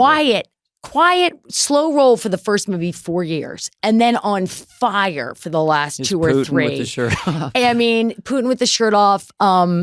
And then you've got the guys who Mikey Day and the ones who play the Trump brothers. Yeah, But I'd say stuff. overall, I mean, you got to have Will Ferrell. Yeah. we know we have to have Will. You have to have And Will. Will knows we have to have Will. He's Yeah, amazing. I mean, you he's do. amazing. He's into. He's a we have to have first Bill ballot. Hader. You have to have Kristen Wiig. It goes on and on. You know, Keenan gave us You have to have a Keenan. future episode, but he gave a great answer. I guess we can save it, but he said the women. The women since 2000, and of course Sherry O'Terry is one of my favorites before that, and Jan Hooks and everybody. But it's kind of been so dominant, like never before in the history of the show when you start adding them up. And I agree. Do you like people to say oriented or orientated? Orientated isn't a word. I know. My friend says Oriented, it drives me that fucking sounds- bananas. Or- supposed to say Orientated? age. Who He goes- says it? He goes, they're more family orientated. And I go, Family oriented. people say it all the time. Oh, here's an easy one. I My knew it wasn't favorite a word, Julie. exercise is. Exercise, like with my body? Yeah, do you like walking? Do you do a stairmaster? Why are you asking these hiking? things? Because I'm out of bullets. I got nothing. You We put them all were up out a half hour over ago. and over in the sandbox a while ago. My favorite part, I exercise all the time obsessively because I'm crazy and I have to get my brain to shut up. So I ride a bike to nowhere a lot. I could have answered that. Yeah. Okay, Julie, we know you got to run. Thank you for coming by. We're going to go to a break. We have. Everyone behind you goes, she doesn't have to go. I know. She doesn't have to go. They're like, we just really need to be done with this. No, we did good though. We thought it was really good. We were counselable in a couple segments, right? Counselable? Cancelable. I'm not really. I Cancelable. went to state school. I mean, Yeah, Where are you from? Montana. Montana, and then the peninsula. Where in Missoula, Montana? Missoula. Was that where you just I was were? born I was in Missoula. just in Montana. I was in Big Sky. I was there too. I was in Big Fork visiting relatives. I was in Big Dick. That's. Yeah, there is Big Dick, Dixon County. I should have said Big Big Dick. Sky, Big Fork. You and were of down course, by Big Dick. Livingston then. I don't know. But I like it. I like it because you go skiing there and there's dudes in Carhartt jackets and like no helmet. And they're like old school. Right. And then, they're like, they come up here, they cut a butt. Dana hit some drives up run. in his Volvo, I drove with my Volvo. and they go, "Look at this city boy." Well, it's a poem. Well. Looky what we got ourselves here. We got a city boy. You from Stockholm? Is that what y'all? City boy with your Swedish car driving all around. Oh, you got airbags? Oh, you got a little pillow in case you hit a grizzly bear. I sound like Chris Rock. Hey, sweetie pie. You got a little. Do you have a Volvo, by the way? Do I have a Volvo? Yeah, I just want the audience to know who to No, follow. I don't have a Volvo. Do you have a Volvo? I do have a Volvo, but I do not Let's have look a at Volvo. a clip of it. Let's go. Well, looky what we got ourselves here. We got a baby Volvo. That's what your plan is? Anyway. Actually, I gotta go. Julie, He it's has been a great. lunch. All right, Midnight Toker. You guys work fast. That's good. 1 hour. We got to get them in and out. We don't want to. Yeah, da. We're It's not like Rogan. another We're run out pancake. of Ty Burrell is The greatest person that ever lived. lightning round. Yeah. Jesse, let me tell you. Jesse Ferguson is The most unrecognized of our cast is being These are freaking good funny as answers. hell. Sophia Vergara. Sofia Vergara is a heart of gold, the most generous. She's a queen. My kid just spent 12 hours with her 2 days ago because he went to see America's Got Talent and with another Oh, friend. she's there? And I said, if you have a chance, say hi to Sophia. She had cameras on him. She took pictures. Oh, she sent it shit. to me. She's the most generous, kind God, so you just person. had a blast. What's on your that impression show. of Sophia Vergara? Do you have one? Cast.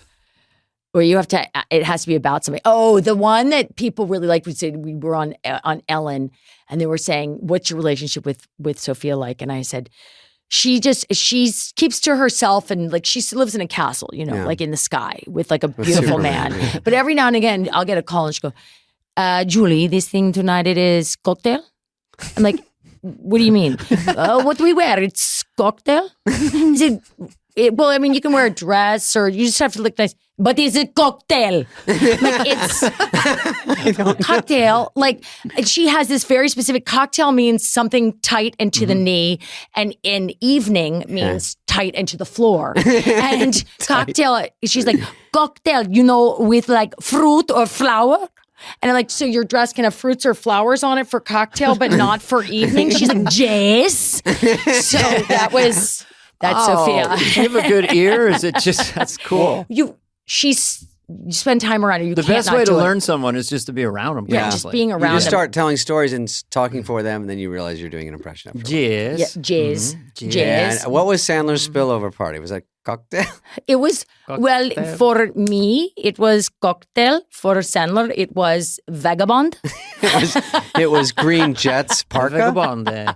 Bara se levere gole. It was, Mandalo vestite vedere. I'm fluent in Italian. You hear that, and you. I'm fake. I do fake You Italian. are very good at your fake Italian. Julie, Well, the exit is on the. French. Je l'ai pâté, la quitte, va buona visita. That's fake linguini. You just have to throw in some Linguini food a words. pasta. The exit's on the fifth Julie floor. There you go. Bowen. I want to see this house.